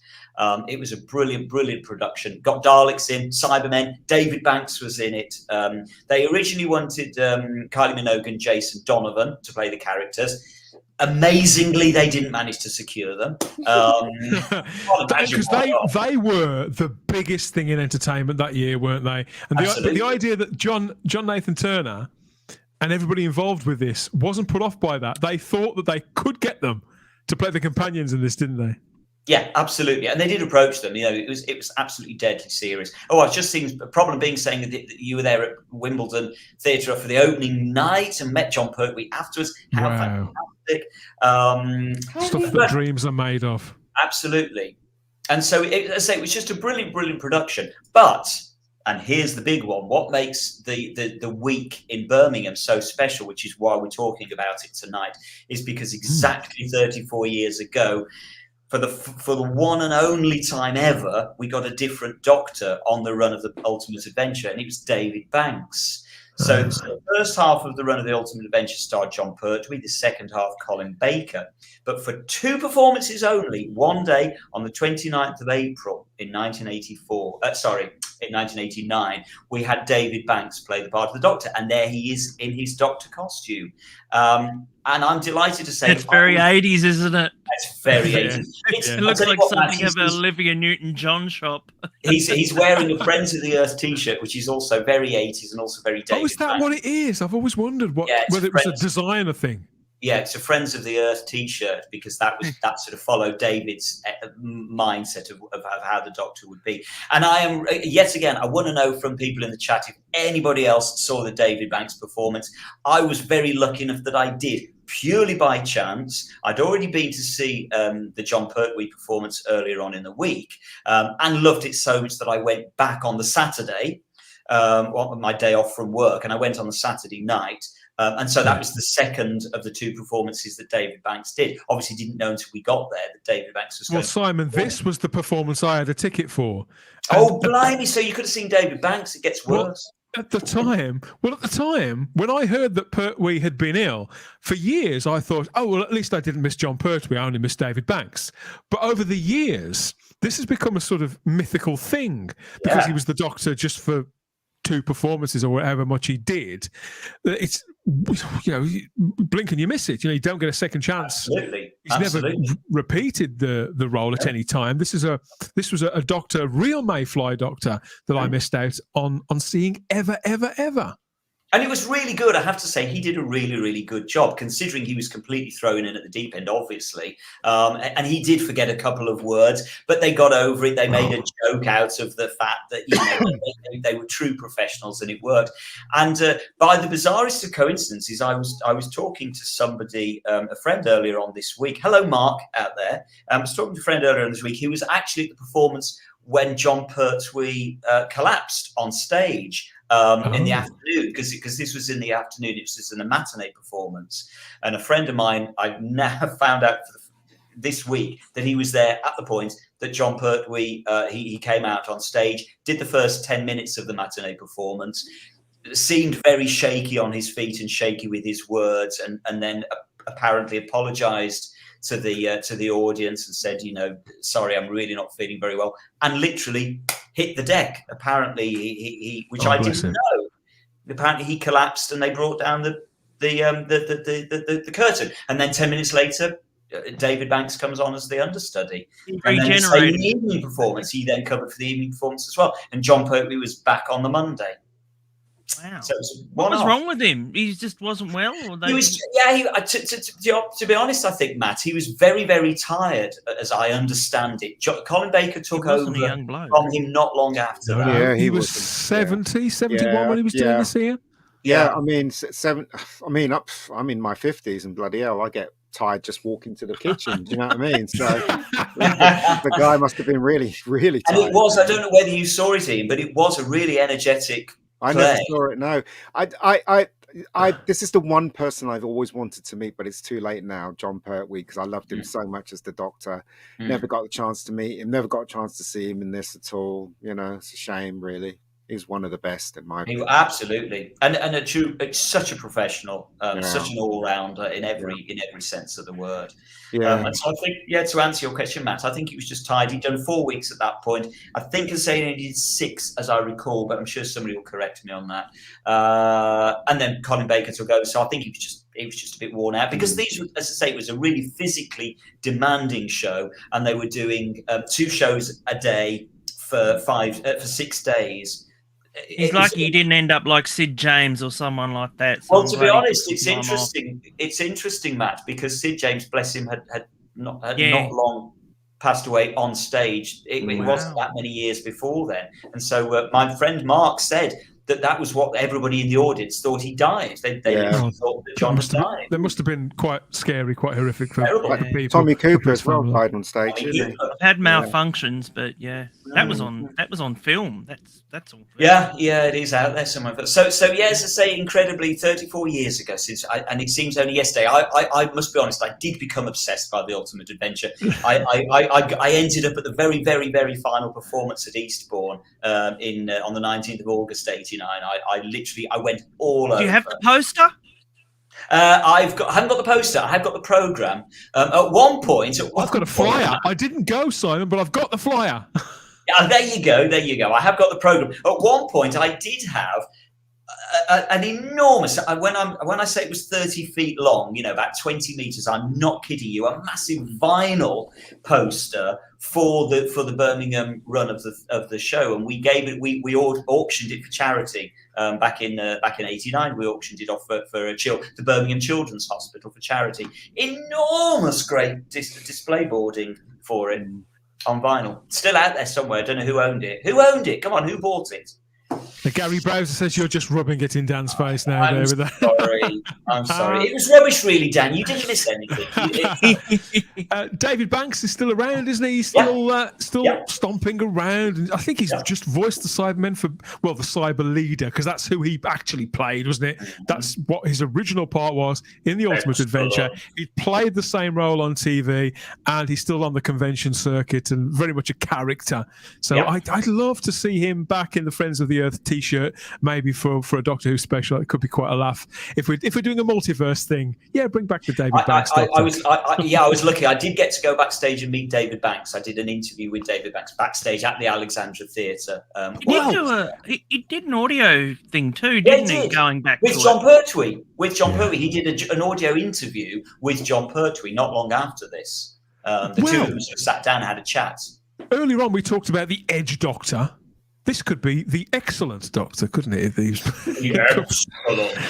Terrible. And on that note, while I can, I need to go. Bye, Charlotte. My joke's all. Don't blame you. Good night, Charlotte. See you next time. Bye-bye. Good night, darling. Bye-bye. And there we go. So that's it. That's your diary for this week. That was a fun one, wasn't it? An absolute belter. Obviously, a big happy birthday to Russell T Davies. I don't think he needs extra from us. He looks like after that night out, he probably only woke up on Tuesday, I would say. But it's a good one. He's a professional. We'd have woken up in time for the next day of shooting. He probably would have. I'd say you could be right. So thanks for putting all that together for us, Simon. And if people enjoyed it as much as we did, what do you think they should do? They've got to like and they've got to subscribe. Now. Like the video, subscribe to the channel, check you're still subscribed, and dingle the little cloister bell there. Also, did I really say the word dingle on live YouTube? Also, they've got to comment, because that's what gets the algorithm moving. If you comment a lot, that'd be quite nice. That would be quite nice for the channel too. So comment as well. Thank you. Yeah, we do love the comments. So that was a fantastic one, Simon. Thanks for that, as always.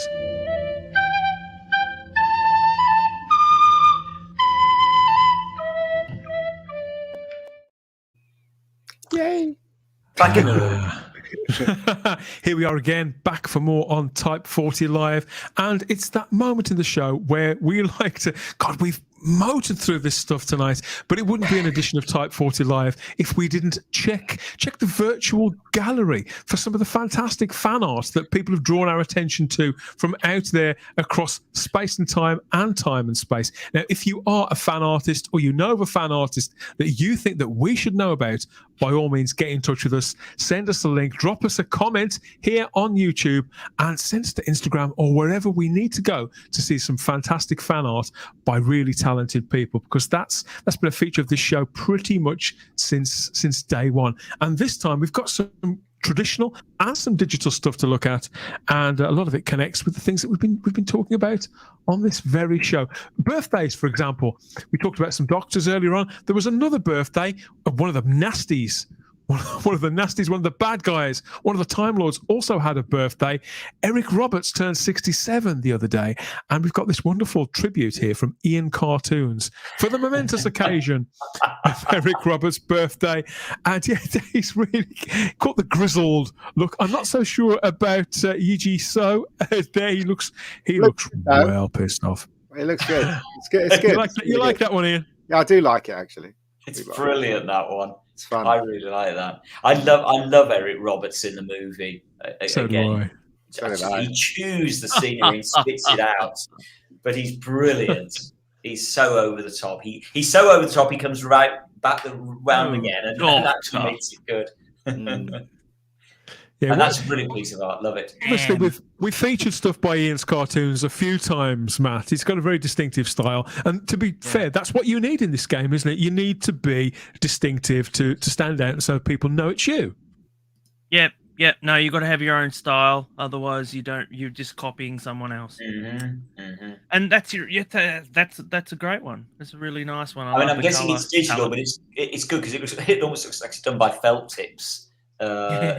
It's just got that really homemade feel about it. I think it's certainly been coloured digitally. I'm not sure if the line work could be pen and ink and scanned in. I'm not quite sure, but it's a nice job. I always enjoy looking at Ian's stuff. There, it's really, really nice. Looking at the 15th Doctor now, bang up to date with Shooter Gat while running around, and we have this one from Well Built. God, yeah. Don't ask me, but he builds stuff in Lego, and he's created this 15th Doctor with TARDIS. And well, see for yourself. This is straight off Instagram there. This is bang up to date. This is the 60s version of the 15th Doctor with Afro. There he is. Brilliant. Interesting. Do we know is that physical Lego or is it digital art? I'm guessing that looks physical to me. No, that looks physical. Yeah, because you can see the reflection of the car and on the thing. Yeah, so it does look very you can do physical. that computer. I know you can. I know you can, but even so, I think it's physical. Yeah, like that. Some people are very, very quick, aren't they? Yeah, lovely stuff. I do like a bit of Lego art. Also, book cover art. Now, on Merchandise Paradise with JT a few weeks ago, we looked at a brand new book that's coming out from Puffin. They've been putting out these sort of, I don't know what you'd call them really. They're the old Penguin Classics books. So they've got that style where the artwork fills the top 3/4 of the cover, and the bottom quarter is like flat colour with very simple text on it. And they advertised this a little while ago, and we finally got a look at the cover art because they released the author. It's a book by Paul Mars, and the title, it's called Josephine and the Argonauts. So it's a riff on the Jason and the Argonauts story of old. And here we have the cover art revealed at last. This is by Angelo Rinaldi, and again, it's the Pertwee Doctor there, Ian. It's as if they knew that you were here. Yeah, it's a wonderful piece of art, isn't it? I love this. I don't know how it was done, but if it was done by hand painting, I take my hat off to that person. But if it was done another way, then I'll still take my hat off to that person. So there you looks go. like Britannia, doesn't she? Yeah. Yeah. Obviously, this reminds me of Ray. This reminds me of Ray Harryhausen, Matt. Yep. No, well, the ram gives it away, doesn't it? It's that ram from Jason and the Argonauts, but and the serpent, it's very Harry. The Hydra. And I'm trying to think. I think is the Doctor taken from the Time Warrior? I'm thinking maybe. I think Possibly. you're right. Yeah, that's definitely a reference photo. Oh no, I tell you what, it could even be Terror of the Autons, from the Radio Times cover. That shoot where he's there with Roger Delgado and Katie Manning. Somebody will know. Well, this is going down very well in the live chat. We've got wows, we've got lovelies, we've got yeses. Great picture. Yeah, this is very very popular. Though, in the picture? That's Katie Manning playing Jo Grant. She's the Josephine of the title. Is that what they've done? Yeah. Oh, okay. Well, in that case, I'm knocking it down a notch because it just doesn't look like Katie Manning. Yeah, I mean, now I look at it, it looks like her a bit. Just a bit. Yeah, I don't know. I've been watching season 9 lately, and I was like, she, you know what? She was pretty sweet back in the day, Yeah, certainly was. So that does. I knew who it was as soon as I saw it. I mean, it's only because it's painted, I think, and maybe. She just had a little bit more. She just had a little bit more. Like she was a little bit more rusky, I think. But other than that, it's beautiful. I think this was probably a mixture of digital and traditional artwork. I don't that's know. a possibility too. It's very, very nice. I do like the TARDIS on the shields. Several people have mentioned this, and everybody spotted it right away. And Richard Brooks says this is a reference pose, but it works really well. That's the trick to it, isn't it? It's to make it look natural, to use them the right pictures in the right way. Yeah, I mean, there's nothing wrong with using reference poses. I mean, going back to talking about Chris Achilleos as we were early, Jeff Cummins, they've all used reference photos. All he had. There's nothing wrong with it at all, as long as you can still create a good piece of artwork that stands up in its own right. Yeah, fine. Yeah, I think who just crimpling. I think you're right. Looks a bit too tall for Jo. Just doesn't look right. I think that's why you didn't. I think that's why you didn't realise it was her at first, because the neck is slightly off. She looks too statuesque. It's possible, yeah. I think he's used a different body. Being really picky. I think it's the costume as well. It just makes her look like she's got a long body. It just doesn't look like Jo somehow. I can see the face, but I can't see that, like the hands and all that. The hands and that look a little bit too manly. I don't know. I'm just not buying it. But there we go. We are difficult beautiful. to please. It's beautiful. I'd love to have that hanging on my wall. It is good piece of artwork. It is. I think it's fantastic. I've also got this one here. Now, this is something slightly different. This is definitely hand drawn, mixture of drawn and painted. It's by Sasha 112525 on Deviant. And it's a picture here from the Matt Smith episode, Journey to the Centre of the TARDIS. It's very picture book, children's picture bookish. And this is the kind of art that I get drawn to, something that captures a childlike wonder somehow. And that's rather nice because actually it's exactly 10 years ago today since Journey to the Centre of the TARDIS was on telly. So today as well. Yeah, so that's just perfectly timed, actually. I think that's watercolour by the look of it, Simon. You can see that tide and stuff in the tree. Good. And I just love the rendering of the Doctor as well, because that really is creating. Sasha has really created their own version of the Doctor in that. So it is like a kid's book cover. That I love that. Yeah, you can't quite make out his face, but it's it's him because of the way he's standing and what he's wearing and things. Yeah, I love it. And I'm not a big fan of that episode. I must admit, I never liked the episode. But that's just a beautiful piece of artwork. Lovely, lovely stuff. And when it comes to traditional art, though, I think painting in acrylics or watercolor, that does tend to stir something and reminds us, I suppose, of when we were kids. Simon, we talked about the book covers earlier on and what that evokes. When you can look at a picture and see the little details, like in a watercolor like that, you can see the tide of the water. Or this one. Now, this is from somebody. This is a painting by Mark D. Lewis.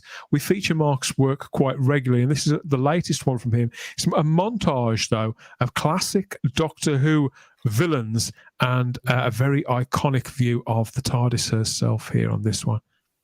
This is nice. Yeah, that's lovely. Kind of reminds me of something that would be on Looking or, magazine and stuff. Yeah.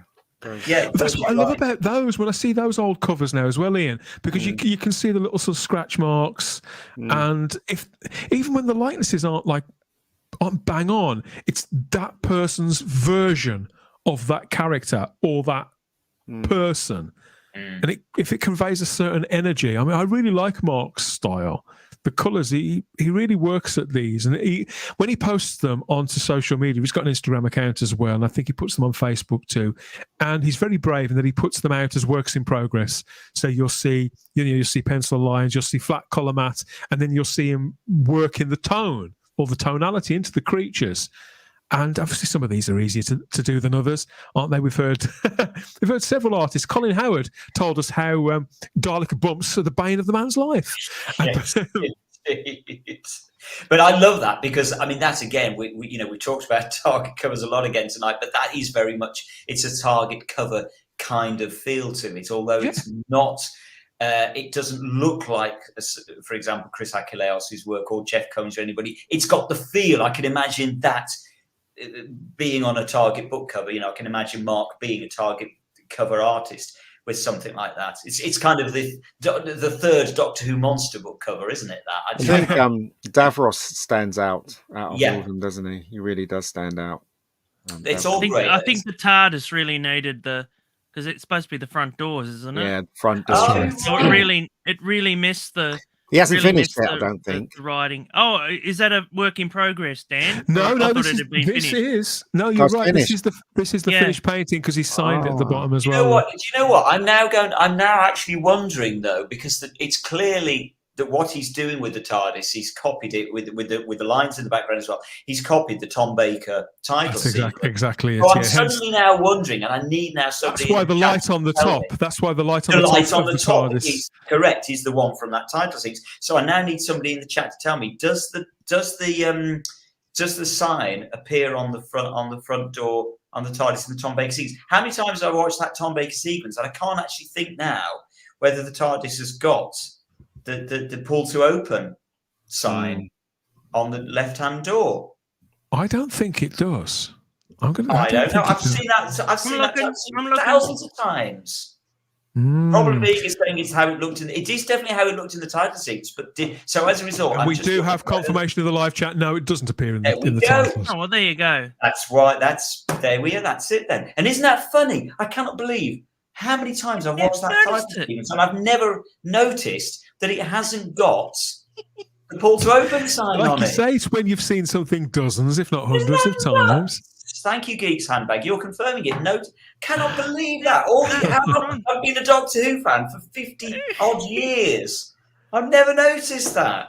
No. So obviously, all these villains, not just the TARDIS itself and that particular version of the title sequence, but all of these villains are from a very particular time, aren't they? Like a 2-season stretch. So they're from John Pertwee's last season and Tom Baker's first, and they're all massing around the TARDIS there. And somebody said here that they're all looking away as if somebody's just bought the bill. That's what Richard Brooks has just said here. It's very but don't nice. you love? I love artwork or photography where characters are looking out of the frame. I know. Yes, kind of classically, you're supposed to have them looking into the frame. I love it when they're looking out. I don't like them when they're looking straight at you. They've always got to have an angle. If they don't have an angle, then they don't look. They don't look real. They look flat. Yeah. Well, it's funny you should say that, because for our final pretty picture on this edition of Type 40 Live, we do have 2 figures looking out again. And here they are. This is from Jenny's art, and it's her version of the 5th Doctor and Ruby as seen on the streets of Cardiff again, giving it some Austin Powers. Ian, what'd you make of this one? Yeah, okay. I like this. Yeah, it's all right. It's nice. It's a nice piece of artwork. I mean, the one thing that does amaze me is how people are constantly inspired, but they haven't even seen this stuff yet, and they're inspired to it. So great, and that's not a criticism. That's so that's all credit to. I love the background. The power of Doctor Who, isn't it? The power of this show. I have to be honest. I mean, it's a good piece of artwork. It's very again, it's very 60s. Yeah. It's a really good piece of artwork, I have to say. It's very digital. It's obviously digital. Yeah, I'd say so. It's lovely. It's it looks like it's taken. They've gotten the characters right, and from what we've seen from little photos and that. But he's looking a bit Hendrix in that. Very Hendrix, emaciated. They what's that quote they said? Like he might have had a bit of a few fags before he got on there. Only 2 men. Only 2 men could get away with a frilly shirt in the late 60s and the early 70s. Jimi Hendrix was one and John Pertwee was the other. That's right. That's right. Yep. Yeah, so I'm really taken with that. I love the fact that it is inspiring fan art already. And if you are an artist and you've got something even better to show us, if you've been inspired this very week by the antics of Shooty Gatwa, Miller Gibson and Jinx Monsoon and Russell T Davies and everybody else out there, get in touch with us with your recommendations. Send us your art and we'll put it up in the gallery. We'll have a good look bloody hard, because I've been world. trying to draw John Pertwee recently, and I tell you what, it took me freaking 5 hours, and I looked at it in the morning and I was like, I'm deleting that. That's awful. So I'm going back to the drawing board for it. That's what happens, though, isn't it? When you're trying to draw someone that's famous, and you just you spend hours on it. And people are going to really, really get stuck into you if they don't look anything like it. You look at it and you think, oh, it does look especially like Doctor Who fans. Next morning you wake up and you look at it and you think it looks nothing like that. Looking up Blu-ray covers, Well, like you say, it's a mixture of capturing a likeness and keeping to your own style. If you've got a style, I mean, you've got a style. I've certainly got a style. So it's what works in the fictional world that you're creating your characters in. But I know what you mean. People can be very, very unforgiving, can't they? Especially Doctor Who fans. You just got to be really careful. Well, yeah. Oh, thank you to everybody who's joined us in the live chat there on YouTube and Facebook for this comeback edition of the show after our little break. Lots more to get into over the next couple of months here on Type 40 Live as the 60th anniversary starts to move up again. We are promised that things are going to start getting very exciting between now and Comic-Con, which is around mid-July, isn't it, Matt? Comic-Con, San Diego Comic-Con. Sometime about early July. It is. Sounds about right. Just very early July, and it's like winning a lottery if you get a ticket now. So it's a bit different now. When I was going, you could get a ticket 6 months in advance. Now you've got to be in the lottery for it. 100,000 tickets. So. Yeah. Russell T Davies, apparently in the new Doctor Who magazine, which I haven't read properly yet, but whispers are coming out. People who've read every word already. It is all getting out there what he said. And apparently Russell is talking in there about Comic-Con, and the plan is that Doctor Who will have a presence there for the 60th anniversary. So hopefully we'll see a clip or a trailer or something that you can't go to Comic-Con, particularly in the 60th anniversary Comic-Con? year, and take nothing. San Diego in San Diego, the biggest in the world. Yeah. And we'll be here covering all of that. There are things that we haven't had time to get into on this edition of the show, as always, including a really big story, which we'll have to save until might do a video specifically about that. We forgot to do it. I didn't forget. We've just run out of time. I've got time. We just simply haven't got time. There's people asking about it in the chat. Was it an exclusive? No. Oh. No. It's all over social media. But yeah, we'll have to speak. Well, yeah, we'll see what we can do about Yeah, we that. should just point out we haven't ignored it. We haven't. We are aware of it. We just haven't had time to do it. Oh, that other thing. Yes, That's I know the what you nature mean, of yeah. live YouTube. Yes, so and I do know that Sarah Graham couldn't make it. I know she really wanted to talk about that story in particular. So maybe I can drag her in and we'll get stuck into that as well. But more Type 40 Live next time as the 60th anniversary continues. Don't forget, check that you're still subscribed if you think you're subscribed. If you haven't pulled the trigger on that yet, why not? Here we are. We're back with more Doctor Who talk every week on Thursday at 8 p.m. here on the Spacebook channel. Please like the video now. If you haven't already liked the video, subscribe and hit the cloister bell to get all the notifications about more live streams and podcasts and everything else that we all get up to. And if you want to go even better, you can reach out to us through our social media on Instagram and Twitter at Type 40 Doctor Who. And you can even join us in the Type 40 Facebook group there with generations upon generations worth of Doctor Who fans all hanging out and talking about classic stuff, new stuff, and looking forward to the all new stuff. Well, mostly looking forward. Everybody, I think most people have their reservations, but generally speaking, I think this could go anywhere, and I'm finding it all quite exciting, Simon. I do hope that you hang on in there, all of you, and everybody in the live chat too. Let's have a look at one last look at the messages here. A golden show today, says Carol Chu. God, I was a bit worried what she was going to say then. No. 2 letters off. Yep. Be here, says Peter Harrington. Thank you. Right back at you, says Lord Thoth. Simon Ashley says, good night, everyone. And Gary Browser says, great fun. Thanks all. Been a good show. Been a really good Handbag says, thanks, guys. Great show as always. Thanks for and being here.